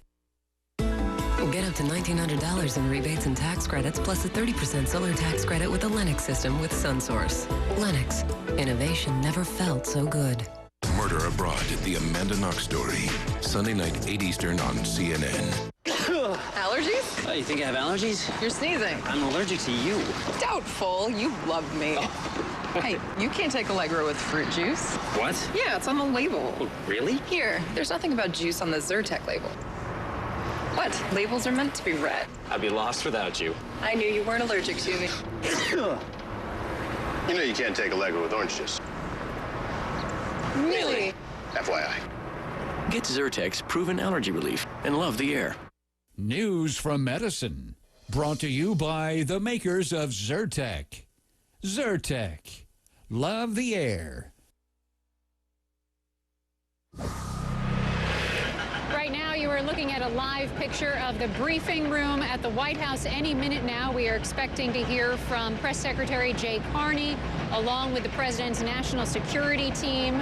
We are expecting to get new information on the attack on the bin Laden compound in Pakistan, which may explain, of course, why this is a packed house. So many reporters, so many members of the media hoping to get new details. We will, of course, get right to that and bring it to you live as soon as it happens here on CNN. U.S. officials say there is no doubt Osama bin Laden was one of the 5 people killed during yesterday's raid in Pakistan. They based that on a DNA match that was conducted today. Senior medical correspondent Elizabeth Cohen joins us now to tell us more about this. Elizabeth, what do we know specifically about this test? You know, a DNA test really is actually pretty simple, Randy. And the way that it works is they would have DNA from his dead body, and then they would need to match it with something. And that something would either be a relative or DNA from Osama bin Laden that was obtained from him when he was still alive. And then you run your tests and you see if they match up. So how would they have gotten DNA samples from bin Laden when he was alive? Right. We don't know that they did, but if they did, there was a couple of things that they could have done. Just sorry to interrupt you, Elizabeth. We want to take you right to the White House where that briefing we were just telling you about has begun. So let's listen in. Good afternoon, ladies and gentlemen. I just wanted to make one point before we get started. I have with me today John Brennan, Assistant to the President for Homeland Security and Counterterrorism, and he will take questions from you about the events of last night and yesterday afternoon, and what preceded those events. And then if you have any questions on other subjects, I'll do about 10 minutes after Mr. Brennan is finished to take those questions. I just want to make a point before John comes up that, as many of you know, that the president, even before he was president, when he was a candidate, has a very clear idea about the approach he would take as president towards Osama bin Laden. In August of 2007, he said, if we have actionable intelligence about high-value terrorist targets and President Musharraf won't act, we will. In July of 2008, he said, we must make it clear that if Pakistan cannot or will not act, we will take out high-level terrorist targets like bin Laden if we have them in our sights. He repeated statements like that again, and I just want to be clear that this is an approach that he always felt that he would take when he was president, and then, as John will elaborate, once he took office, he made sure that we would revitalize our focus on Osama bin Laden and the hunt for him. So with that, I'd like to invite John up to take your questions, and I will be standing here if you have questions on other topics. Thank you. How do you want to do this? Oh, let me start. Sorry. My apologies. I'll start with Come on, free for all. Just say anything you want. The Associated Press. All right, thank you, sir. I wanted to ask about the specific goal of the raid. Was there consideration to try to take bin Laden alive, or was the mission to kill him on sight? Absolutely, it was to prepare for all contingencies. If we had the opportunity to take bin Laden alive, if he didn't present any threat, the individuals involved were able and prepared to do that. We had discussed that extensively in a number of meetings in the White House and with the president. The concern was that bin Laden would oppose any type of capture operation. Indeed, he did. It was a firefight.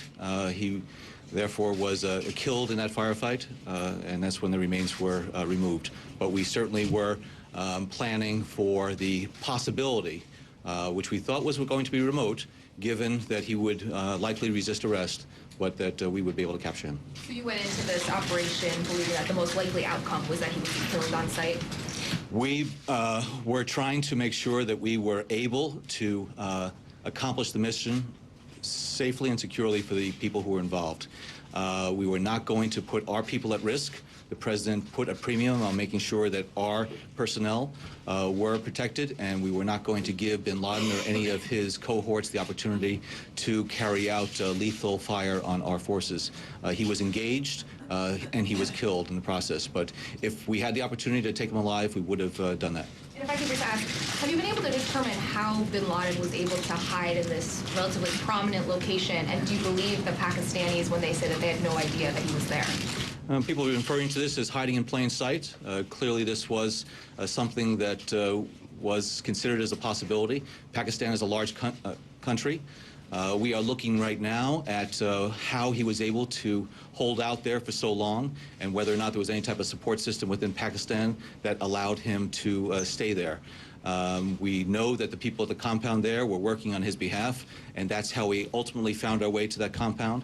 But we are right now less than 24 hours after this operation, so we are talking with the Pakistanis on a regular basis now, and we're going to pursue all leads to find out exactly what type of support system and benefactors that bin Laden might have had. But you don't necessarily take them at their word that they didn't know. We are pursuing all leads in this issue. Karen. Just to follow on that, is it really credible that Pakistani authorities had no idea that this compound was being built and that it existed, such an elaborate compound? I think it's inconceivable that bin Laden did not have a support system in the country that allowed him to remain there for an extended period of time. I am not going to speculate about what type of support he might have had on an official basis inside of Pakistan. We are closely talking to the Pakistanis right now, and again, we are leaving open opportunities to continue to pursue whatever leads might be out there. And also, one of the things that a lot of people think about when they hear this news is, what does this mean for the war in Afghanistan? Does it make it easier to wind things down there? I think the accomplishment that very brave personnel from the United States government were able to realize yesterday is a defining moment in the war against Al-Qaeda, the war on terrorism, by decapitating the head of the snake known as Al-Qaeda. It is going to have, I think, very important reverberations throughout the area on the Al-Qaeda network in that area. This is something that we've been after for 15 years. It goes back before 9/11. So I think what we're doing now is going to try to take advantage of this opportunity that we have to demonstrate to the Pakistani people, to the people in the area, that Al-Qaeda is something in the past. And we're hoping to bury the rest of Al-Qaeda along with bin Laden. Okay. In the Situation Room yesterday, could you describe how you were monitoring the goings-on? It's been described as a very tense, understandably a very tense scene. Were you watching the operation? Were you listening to it? How were you getting your information? The principals convened yesterday around midday. There were others who we were here early yesterday morning. The president joined us then early afternoon before the operation got underway. When the operation did get underway, then the president rejoined the group, and we were able to monitor on a real-time basis the progress of the operation from its commencement to its time on target, to the extraction of the remains, and to then the egress off of the target. It was probably one of the most anxiety-filled periods of time, I think, in the lives of the people who were assembled here yesterday. The minutes passed like days, and the president was very concerned about the security of our personnel. That was what was on his mind throughout. And we wanted to make sure that we were able to get through this and accomplish the mission. But it was clearly very tense, a lot of people holding their breath, and there was a fair degree of silence as it progressed, as we would get the updates. And when we finally were informed that those individuals who were able to go in that compound and found an individual that they believed was bin Laden, there was a tremendous sigh of relief that what we believed and who we believed was in that compound actually was in that compound and was found.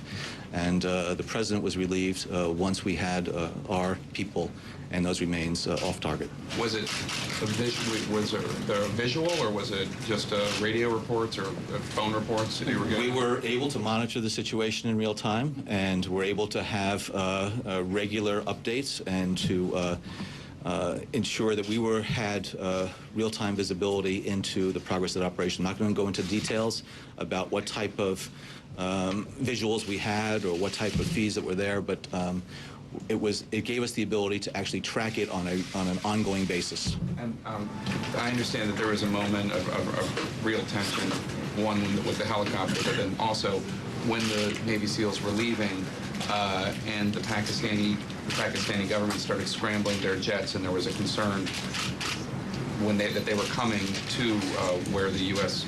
troops were, where the Navy SEALs were. Was there an actual concern that the Pakistanis, since they were not apparently informed about this military operation, was there an actual concern that they might actually take military action against Navy SEALs? We didn't contact the Pakistanis until after all of our people, all of our aircraft were out of Pakistani airspace.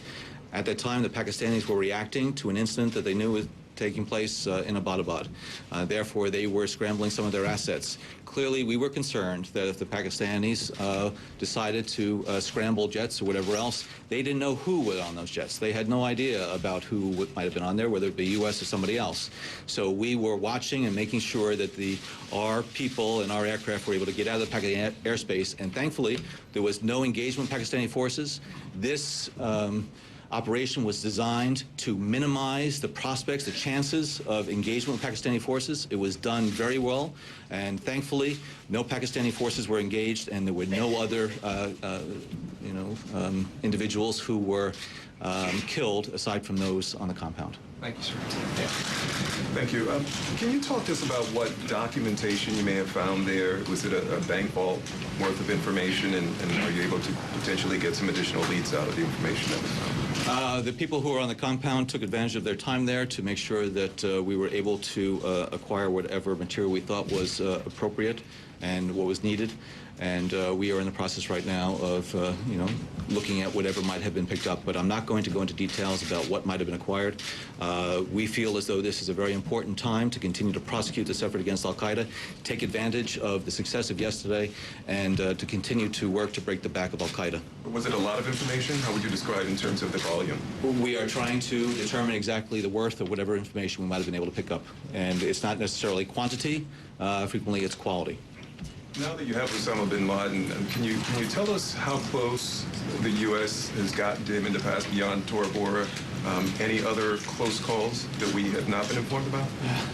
Over the years, Tora Bora was certainly the last time that we had actionable and what we thought was very credible information about where he was located. A number of leads have been pursued over the years.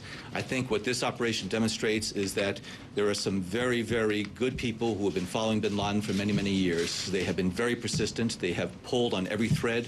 And as a result of that diligence and their analytic capabilities, they were able to track this and continue to build a body of evidence that suggested, circumstantially, that bin Laden was at that compound.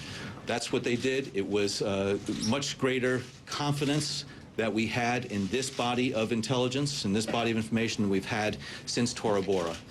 Still, though, there was nothing that confirmed that bin Laden was at that compound, and therefore when President Obama was faced with the opportunity to act upon this, the president had to evaluate the strength of that information and then made what I believe was one of the most gutsiest calls of any president in recent memory. And in the lead-up to that final mission, can you talk to us about how the anxiety of not being able to track or even get the name initially of the gentleman who led you to the compound? Counterterrorism work and doing what's called targeting analysis is exceptionally tedious and painstaking as far as taking a little bit of data and piecing it together and trying to correlate it with something else. And as a result of the information that we had in a very generic way about these couriers and individuals who were cutouts for bin Laden, over time we're able to piece together additional information, get the name he was known by, his nom de guerre, associate that then eventually with his real name, associate that then with other things that real name was associated with, and track it until we got to the compound in Abbottabad. And then over the past 6 months, with trying to ensure that we had the best visibility in terms of understanding what was happening at that compound. That body of evidence kept accumulating to the point when the president said, I want to have operations against this compound. I want to know what the pros and cons are of them. I want to have options, and I want to make sure that we take into account the safety and security of the American people, of the Americans that would be conducting this operation, that we look at it from the standpoint of limiting collateral damage and making sure that we're able to maximize the chances of mission success. And ultimately, we got to that point. We can bring those together. The president made the decision, and the results, I think, speak for themselves. Jeff, you said that Osama bin Laden was actually involved in the firefight, and it has been reported that he reached for a weapon. Did he get his hand on a gun, and did he fire himself? He was engaged in a firefight with those that entered the area of the house that he was in, and whether or not he got off any rounds, I quite frankly don't know. Go ahead. Speaking about that from a visual perspective, here is bin Laden, who has been calling for these attacks, living in this $1 million-plus compound, living in an area that is far removed from the front, hiding behind women who were put in front of him as a shield, I think it really just speaks to just how false his narrative has been over the years.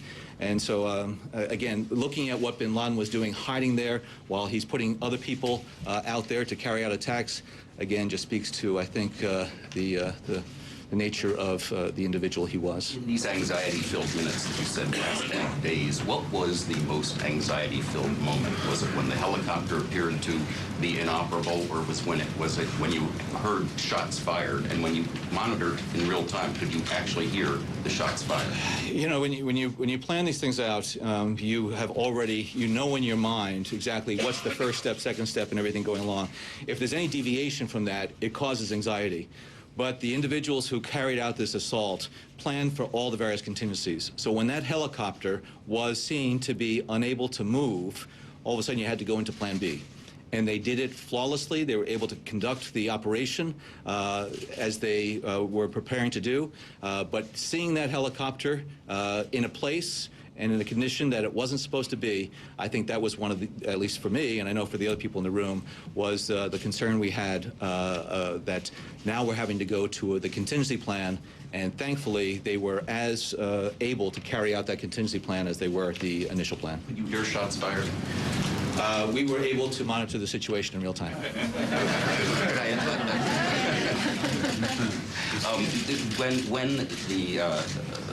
When he actually, can you describe any reaction by the president specifically when it became clear that this was Osama bin Laden and that he had been killed? Do you remember the president's words or reaction from? Well, you know, you say when it became clear, and that's one of the things that we had to do throughout the course of this operation. When we heard that the individuals who carried out this assault felt as though they had an individual who appeared to be bin Laden, that is one data point. Then there were other types of things, facial recognition, height, the preliminary DNA analysis. So there was an incremental buildup, and the confidence was building. But yet, at what point do you feel confident that you have the person you're after? So it was more of a growing sense of confidence and a growing sense of accomplishment. There wasn't one aha when people say, you know, okay, the DNA results came in. No, this is something that was building over time, and we made a decision then last night because we felt as though we were confident enough to go out to the American people and out to the world to say, we got him. The president's reaction at any time? We got him. All right, circle back to a point you just made. Bin Laden used women as human shields when American personnel went in? There was family at that compound, and there was a female who was, in fact, in the line of fire that reportedly was used as a shield to shield bin Laden from the incoming fire. I'm wondering where you are at this point on the idea of releasing photos of bin Laden to show the world that he is dead. We are less than 24 hours from the arrival on target of those individuals. We have released a tremendous amount of information to date. We are going to continue to look at the information that we have and make sure that we're able to share what we can because we want to make sure that not only the American people but the world understand exactly what happened and the confidence that we have that it was conducted in accordance with the mission design. At the same time, we don't want to do anything that's going to compromise our ability to be as successful the next time we get one of these guys and take them off the battlefield. Is there some thought, though, that releasing a photo or two might avoid conspiracy theories throughout the Muslim world? We are going to do everything we can to make sure that nobody has any basis to try to deny that we got Osama bin Laden. And so therefore the releasing of information, and whether that includes photographs, this is something to be determined. John, is the debate about whether to release something or what to release when it comes to visual evidence?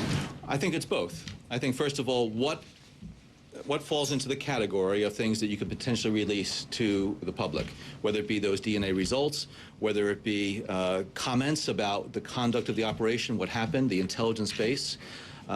And then you have to take a look at it from the standpoint of what are the upsides and downsides. And sometimes when you conduct an operation that is based on intelligence and is based on the very sensitive and very capable forces that we have available to us in the U.S. government, you want to make sure that you're not doing anything to expose something that will limit your ability to use those same intelligence sources and capabilities in the future.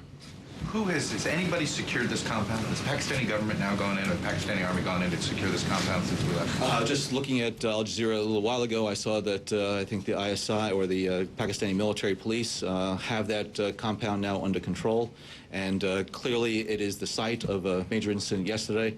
And so therefore it would be my presumption that the Pakistani authorities would be in control of that compound. Who owned the land? Whether it be the land or the compound, but it was two of the individuals who were killed, the Al-Qaeda facilitators, as they're called. The individual who was identified as the gatekeeper courier, the residence was, at least my understanding, in his name. And it's my understanding that you called it just now that the president, one of the gutsiest decisions that he made. That implies that there was some disagreement around the table about whether this was not a unanimous recommendation. Absolutely. And that's what the president does. He goes around the room. He wants to hear people's views. And so you have a circumstantial intelligence case.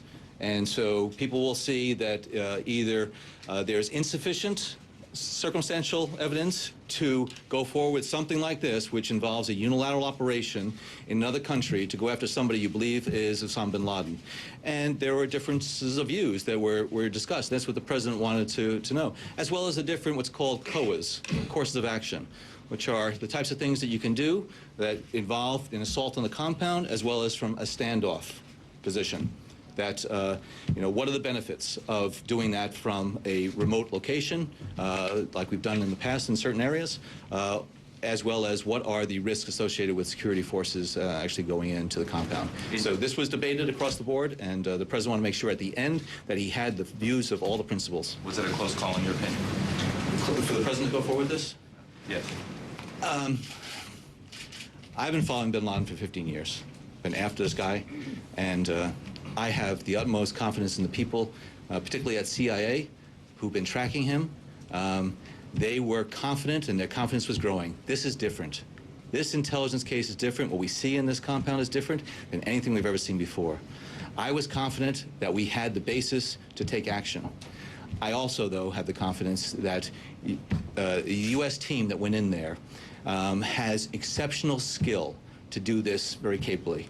So I was a supporter, and I know a number of other people were supportive to do this. But the president had to look at all the different scenarios, all the different contingencies that are out there. What would have been the downsides if, in fact, it wasn't bin Laden? What would have happened if a helicopter went down?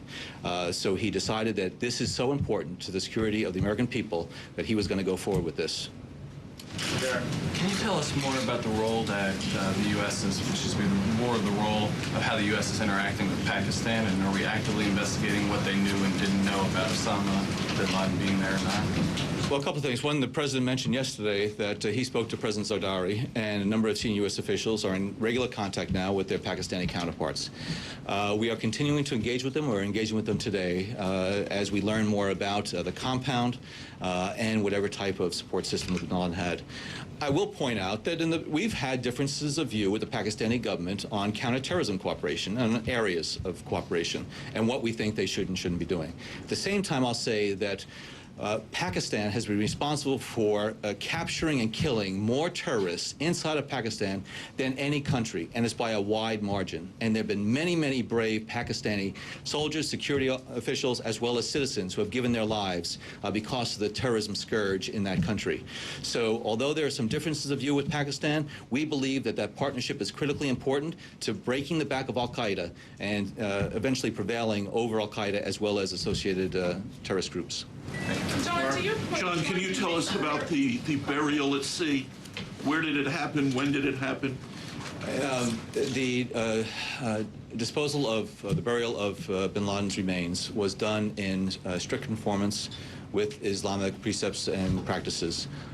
It was prepared in accordance with the Islamic requirements.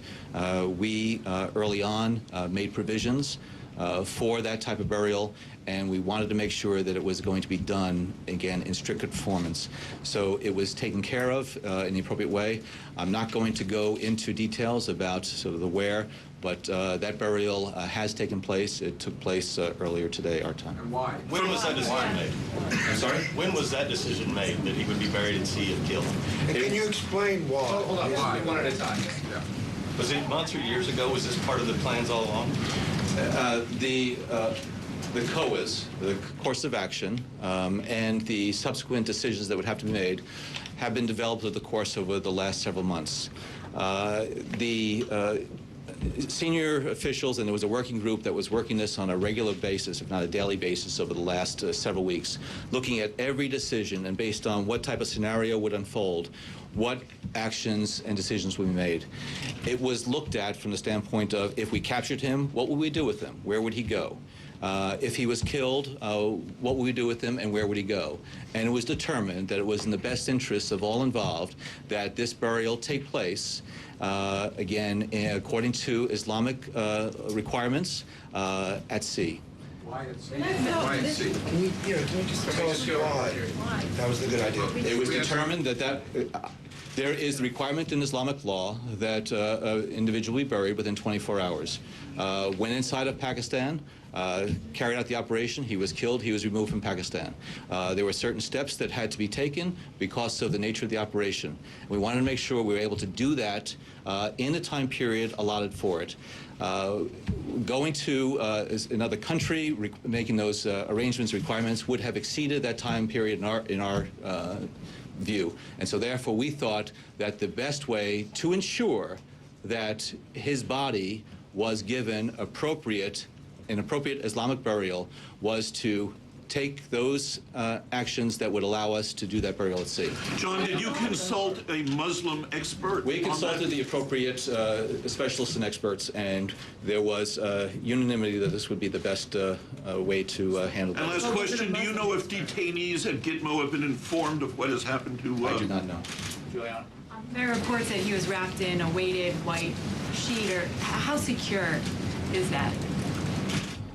Well, the body are you confident the body is not going?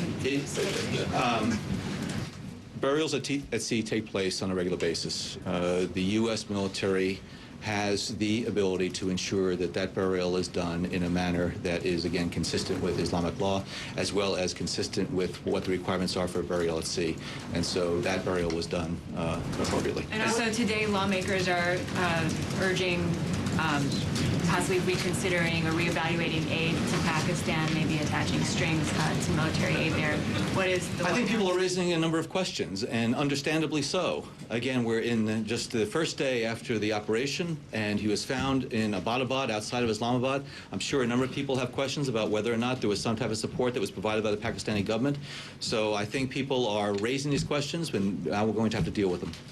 Is there a visual recording of this burial? We got to get over Just a quick question about the burial and then something else. Was there an imam there? Was there a... it was done appropriately with appropriate people there. Okay. And a question, I don't know if this is for you or for Jay. The president's going to speak to the bipartisan leadership tonight at this dinner. What is he going to say about this that's different than what he said before and that's particularly geared to them? Can you just give us a preview? Well, you're going to have another 20 hours of information that has been acquired since what he said to the nation last night. I think what he's going to try to do is to give the congressional visitors here an update on that. Last night, we didn't have some of the analysis that was done. Now we can say with 99.9% confidence that this was bin Laden. So it's those types of things, as well as to explain to the Congress in many respects, some of the unique features of this mission, which were the extreme compartmentation of it, how it was kept so closely held within our government, why it was done in a unilateral fashion, and so things along those lines. Is there some reporting that the burial, that the U.S. offered the body to the Saudis for the burial, but they declined that? Is that true? Way after we had confidence that it was bin Laden and that he was dead, we took the steps that we had agreed to in the interagency that were necessary to ensure that that burial at sea was the most appropriate thing to do. And so we touched base with the right people. I'm not going to go into any details about who we might have consulted with in the aftermath of his death and before his burial. Mark. Mr. Brennan, can you give us any details on whether there were previous operations that were called off at the last minute because of fears of risks, or perhaps the inability to identify bin Laden's body positively? Had it been done differently? You mean against this target? Against this target. As I said, there were different courses of action about the options that were available to the president as far as whether there's going to be an assault on the ground or whether there's going to be some type of standoff option.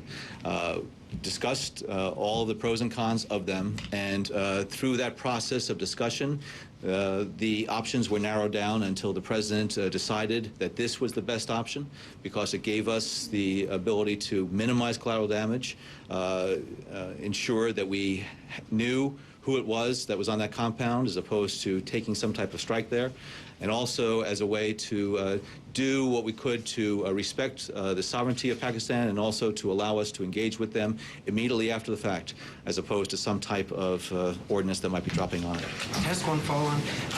You mentioned that questions are going to be raised about Pakistan, understandably, and the role of Pakistan. For you and your counterterrorism job, given now the history of the Raymond Davis episode and the fact that this was done without consultation, are you concerned that just in your line of work, it'll be very difficult to reestablish a good working relationship with the ISI or the intelligence authorities there? No, there's dialogue going on with our counterterrorism counterparts in the aftermath of this. They're expressing understanding about the reasons why we did this. They are appreciative that it was done without having Pakistani casualties outside of that compound.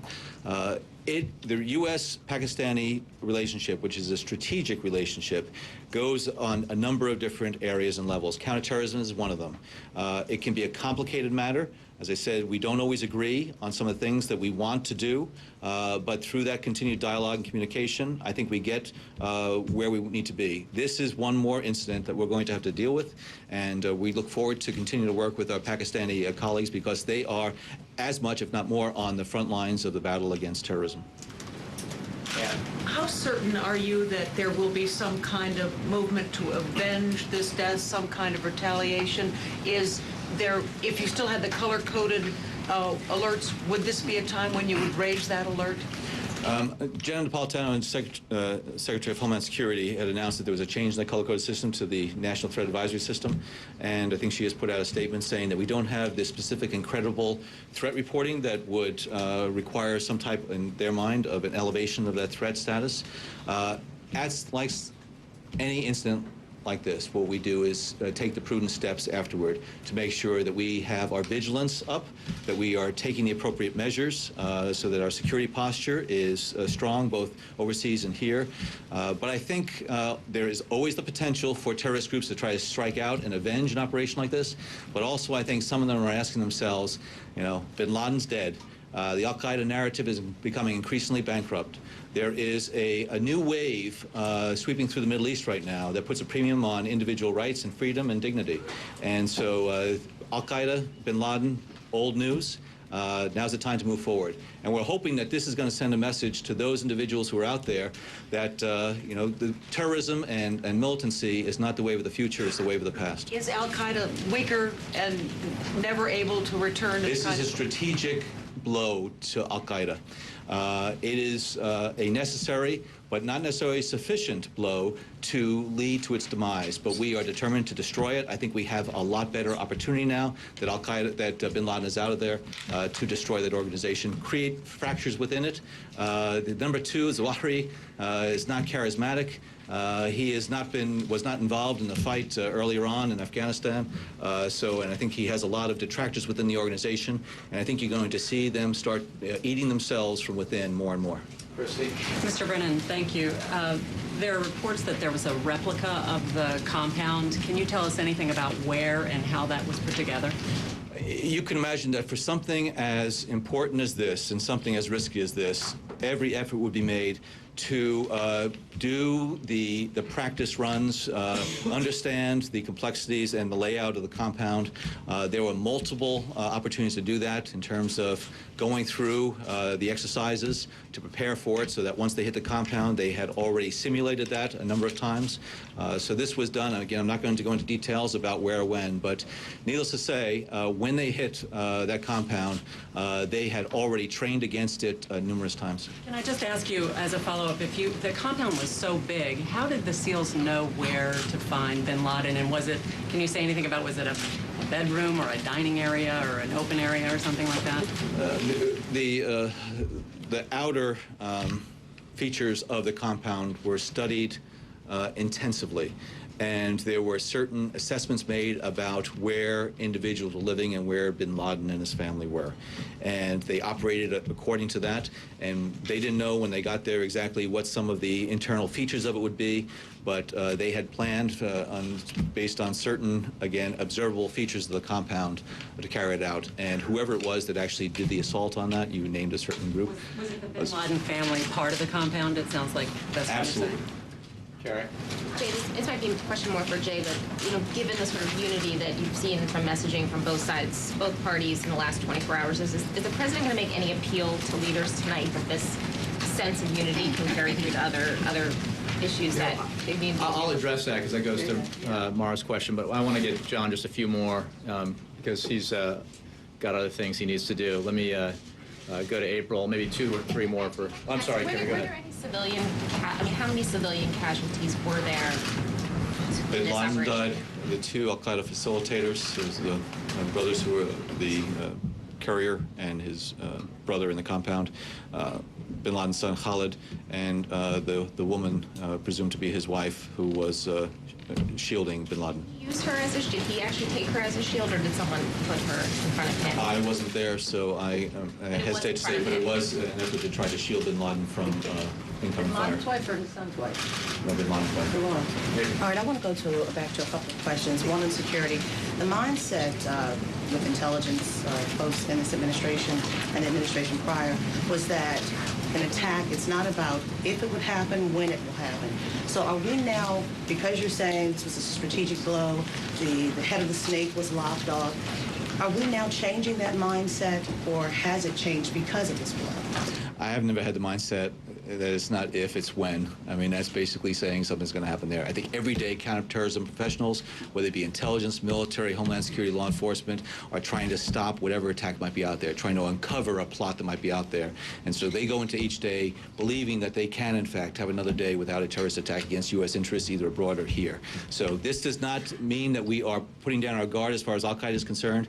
It may be a mortally wounded tiger that still has some life in it, and it's dangerous, and we need to keep up the pressure. We cannot relent because there are individuals in that organization that are determined to try to carry out attacks and murder innocent men, women, and children. Since the death of bin Laden, what is the thought of this administration? Do you believe that the Pakistani government is transparent and being honest and forthcoming and giving you the information that they have now on Osama bin Laden, what they knew, or going into finding out more about this situation? There are a lot of people within the Pakistani government, and I'm not going to speculate about who or if any of them had foreknowledge about bin Laden being in Abbottabad. But certainly his location there outside of the capital raises questions. We are talking to the Pakistanis about this, but they, at least in our discussions with them, seem as surprised as we were initially that bin Laden was holding out in that area. You spoke earlier about using this as kind of a pivot point to demonstrate to the people of Pakistan that Al-Qaeda's past, that there's a different future. Is the president still firmly committed to visiting Pakistan this year to make that message in person? I'm not going to address the president's schedule. I think there's a commitment that the president's made that he is intending to visit Pakistan. A lot depends on availability, scheduling, whatever. The president feels very strongly about that the people of Pakistan need to be able to realize their potential to have a life that is full of security as well as prosperity. And because of the Al-Qaeda menace as well as as other militant organizations in that country. Too many Pakistanis have suffered and have died because of that. And what the president's wanting to do and what we're doing with the Pakistani government is to see what we can do to help the Pakistani government provide that type of lifestyle for their the populace in the future. Can I just do Stephen and then Sam, and then we'll let John go.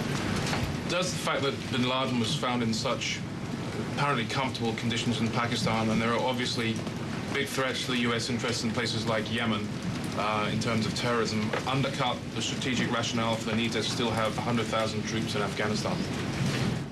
The basis for the ISAF presence in Afghanistan is to bring that country the security that it can have and to not allow Al-Qaeda to ever again use Afghanistan as a launching point. This is something that we're in ongoing discussions with the Afghan government, obviously the Pakistani government. We need to make sure that that part of the world, which has given rise to a number of groups, Al-Qaeda, others, that they cannot use that area with impunity to carry out attacks. So we are as determined as we ever have been to bring the security that these countries and these people need and deserve because of what we can, in fact, help them with. Sam.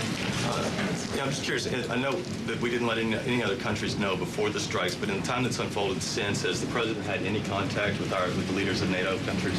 The president has had a number of conversations with foreign leaders about this issue. I'm not going to go into the individual discussions he's had, but clearly this is something of international significance and that he has and will continue to have in the coming days, those discussions. But you can't say if he's talked to, say, Chancellor Merkel or President Sarkozy. I guess I could, but I'm not going to. I know that's a follow, so I'll Jake.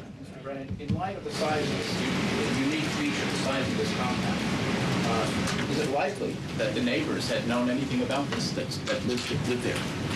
When you look at the features of this compound, these very high walls, 12, 16, 18-foot walls, barbed wire on the top, this was a family, this was a compound that had very limited interaction, to the best of our knowledge and observation, with the surrounding houses. But it clearly was different than any other house out there. It had the appearance of, sort of a fortress. So it does raise questions about it. Basically. Well, I think there was, we have had some indications that the family that was there tried to remain anonymous and tried not to have that interaction. But again, it does raise questions about a compound of that size in this area not raising suspicions previously. Thank you, sir. I just want to end with Jake had a follow on. I just want to clear something up because I think a few of us were confused. The woman that was killed was bin Laden's wife? It's my understanding. And he was using her as a shield. She served as a shield. Again, this is my understanding, and we're still getting the reports of exactly what happened at particular moments.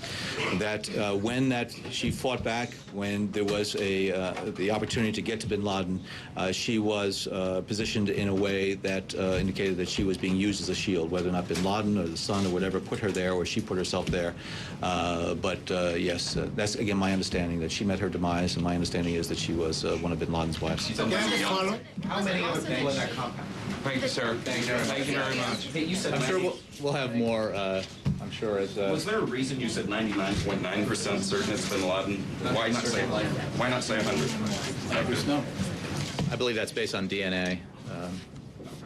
If I could just, I just want to start by addressing a question that Carrie and Mara had, which is tonight the president will, obviously, as John said, make some remarks related to the successful mission against Osama bin Laden. I think one of the themes you'll likely hear him sound is, will echo what he said last night, which is that this is a good day, or good days for America and for Americans. The fact that we were able to accomplish this says a lot about our country and our perseverance. I think you can fairly say that the victims in this country on 9/11, the Americans who were victims were not Republicans or Democrats. They were Americans.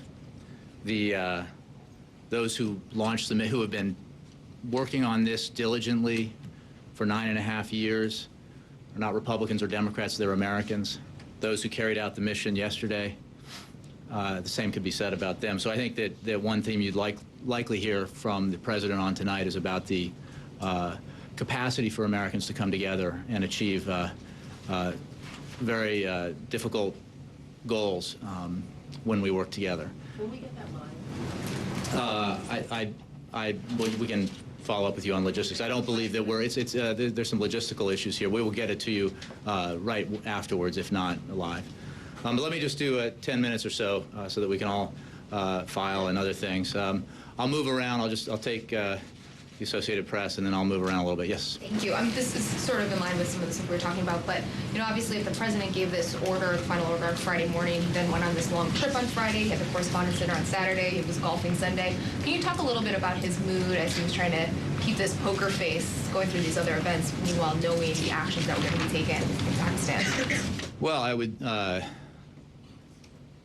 I think one thing that's important to note is that as John mentioned, the compartmentalization here. I mean, there was obviously a success here at a different level, which was the ability to keep the mission secret. And having spent a great deal of time with him on Friday, I can say that he was focused on the devastation in Tuscaloosa.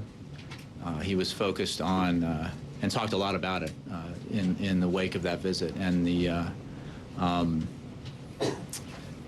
experience that I think was unique about that is you discover that you know, when folks get an opportunity to meet the president, there are different ways that they do that, you know, town hall meetings or rope lines or things like that. But there's something unique about even a president being able to meet individuals who have suffered such terrible things, you know, as those residents of Tuscaloosa did, and in their moment of despair, that's very powerful, and I think he felt that. So he was focused on that, and then obviously the Cape Canaveral, and then on to the commencement address at Miami-Dade College. I mean, having said that, he was obviously taking calls and being updated regularly, and the same goes with Saturday and Sunday, which Sunday he spent a great deal of his day in the West Wing and in the Situation Room. Let me, George. Back to the meeting tonight. Other than bin Laden, what is his objective as far as budget and debt limit and so on? I think, as we've said, that this is a continuation of his effort to bring leaders of Congress here in a social setting with spouses to improve communication in general. And there's no agenda, there's no goal in terms of budget or any other issue, except to have that kind of conversation, which I think he finds to be a useful thing to do in terms of, in some ways, creating a better environment for the kind of work that the White House and the Congress need to do together. So nothing beyond that, George. Hold on one second. Andre. Thank you, Jay. Two things. Briefly, who is in charge of the compound now? That was asked. I mean, our understanding on the visuals that we've seen is that the Pakistani authorities are in charge of the compound. And secondly, more importantly, what was the legal basis for the operation? I would just refer you to what the president has said since taking office and prior to it, that given the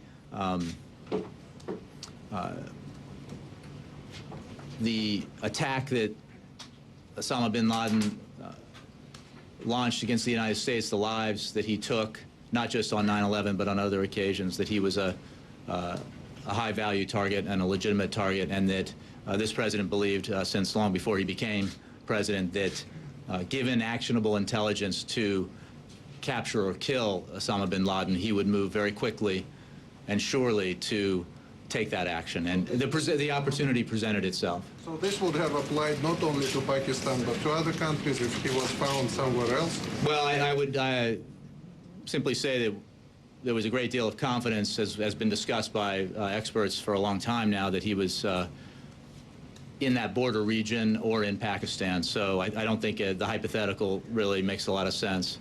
Let's see. Cheryl. Has the president picked a new commerce secretary, and when can we see that announcement? I don't have any personnel announcements for you or timing of personnel announcements for you. Let me just do Bill Press. Jay, almost lost in this news is the NATO strike against Gaddafi's compound Saturday, where his son was killed and 3 of his grandchildren. Does the White House believe that that mission was in keeping with carrying out the UN resolution? Yes, and I think there's been ample commentary about that from NATO. So we do believe that, and obviously continue to focus on that mission as we do on other missions. Is there a message there to Gaddafi? You could say that. Thank you. All right. Well, you have been listening there for just about 50 minutes to the White House press briefing. John Brennan, just a couple of highlights to tell you about John Brennan, the counterterrorism advisor to the president, said that if they had the opportunity to take Osama bin Laden alive, they would have. Clearly, they did not. And the other interesting nugget was talking about the buildup of the confidence as once they started to learn that they did have their man. First, they knew that the injured man looked like Osama bin Laden, and then certainly they did the facial recognition technology, and then they did the DNA testing just today. So they are confident they had their man, and they talked about how it felt to announce that to the world. We got him. And as far as the release of the photographs of Osama bin Laden, they are still not sure if that will be released. In the meantime, I can tell you that in the meantime, Osama bin Laden had taken lives well before September 11th, certainly well before the attacks in 2001. In fact, just a year prior, Al-Qaeda bombed the USS Cole in 2000, killing 17 sailors, injuring 39 more. And joining us now is the ship's former commander, Kirk Lippold, who was aboard when it was attacked. Commander, thank you so much for coming on the show today. What do you think the death of bin Laden means for your crew and the families of those killed back in 2000? I think that both the crew and the families are very proud and very happy this has happened. It's a source of vindication that the United States will be relentless in pursuing those who threaten our nation and kill our citizens, and that we are going to bring them to justice. And this serves as some measure of justice for those families. But even with that said, it was also tempered by the fact that those families lost loved ones, my crew lost shipmates and friends, and that is going to give them a little bit of pause to remember them and the loss that all of us suffered. And when you first heard that Osama bin Laden had been killed, what did you think it would mean for the morale of all the soldiers in the Army and the Navy and the Marines? Well, I think as you saw the cameras going around, I think that morale was certainly boosted by this. It was a major blow to the head of Al-Qaeda. He served as their head. So to take out the head, even though it does not cripple the organization, even though we do still face threats from Al-Qaeda, the reality of it is this was a major blow for freedom and the justice that we so dearly deserved. And I understand that you have actually taken part in some of these, in burials at sea, similar to how they may have buried Osama bin Laden. What can you tell us about that process and what takes place? It's a very formal and very respectful ceremony, having participated in them and actually conducted them. It is, when they bring the body on board, it is always treated with respect. There is always an honor guard that is held over the body, and we do follow the religious custom of whatever the individual is that's being buried. And when we bury him at sea, we do it with respect. So there would have been honors for Osama bin Laden, do you believe? I doubt that. I think that he was treated in accordance with Muslim tradition, but I doubt that there was honors accorded to his body, and I can't even imagine that occurring. But I'm sure that he was brought on board, treated respectfully. After all, it is an individual, and we are going to send them to their final resting place. But nonetheless, I doubt that we rendered any honors whatsoever. And are you concerned at all that Al-Qaeda may strike in response to this?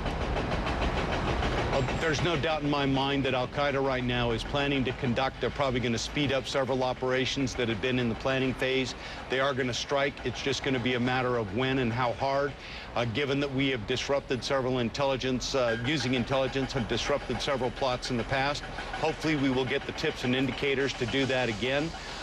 We've got to be able to use these intelligence resources. Obviously, this operation was years in the making to be able to take those small little shreds of evidence, use them to build an intelligence picture that finally allowed this president to be able to make that final decision to say, we have what we need for intelligence. We're confirmed that this is going to be the individual we're after, that we have the military resources and capability in place to be able to conduct a successful operation. And ultimately, the president signed off, and we executed a very successful mission that went off virtually flawlessly from the word that we're getting. All right, Commander, thank you very much. We appreciate your insight. I know this is a very important day for you, so thank you. And as we've told you, Osama bin Laden... Thank you. We've been telling you Osama bin Laden is dead, killed by U.S. Navy SEALs in a raid in Pakistan. The big question now, of course, is what impact does bin Laden's death have on the terrorist group that he created? Of course, that group is Al-Qaeda. Joining us to talk about this is Steve Cole. He's the president of the New America Foundation and a contributor for The New Yorker magazine. He's also the author of Ghost Wars, The Secret History of the CIA, Afghanistan, and bin Laden, and the bin Ladens, an Arabian family in the American century. Thanks for joining us. Tell me, do you think Al-Qaeda will be as deadly as it was now with bin Laden gone? In the long run, no. Al-Qaeda was already in decline. It had lost popularity in Muslim society steadily over the last few years. But part of its resilience was reflected in the resilience of Osama bin Laden's success in eluding capture and his ability to continue to speak to his followers and sympathizers about the kind of war that he imagined he was leading. And I think after his passing, it's unlikely that any leader would emerge with the same kind of myths and sort of spiritual presence and credibility that he had among those who followed him. And so I do think this is going to accelerate the decline of Al-Qaeda, which was in many ways already underway. However, as the previous speaker pointed out, this is still a resilient military organization. A small number of people can do a lot of damage in this world, and so I'm not suggesting that the threat that Al-Qaeda poses is likely to go away anytime soon. I'm curious how much of a role he still played in the day-to-day operations. Do you have any insight on that? You know, nobody really knows. Obviously, there's not a lot of evidence about that. We know that he obviously had some contact with followers because he was able to get his messages out so regularly. His history, even before he was under the kind of pressure that sent him into hiding, was to operate more as a chairman of the board than as a chief operating officer. So he was more likely to receive proposals for attack targets and plans and to say yes to this and no to that. I would imagine that even hiding in Pakistan, he was still able occasionally to pass judgment about directions. Should we go after the mainland United States? What's our strategy in Europe? And perhaps he authorized particular plots. But obviously the visibility into his role was dim because nobody was able to even locate him for a number of years. And just real quick here, we just have about 30 seconds left. How much do you think that the Pakistani government knew in terms of intelligence about bin Laden's whereabouts in Pakistan? Well, I think the circumstances of his capture raised the question.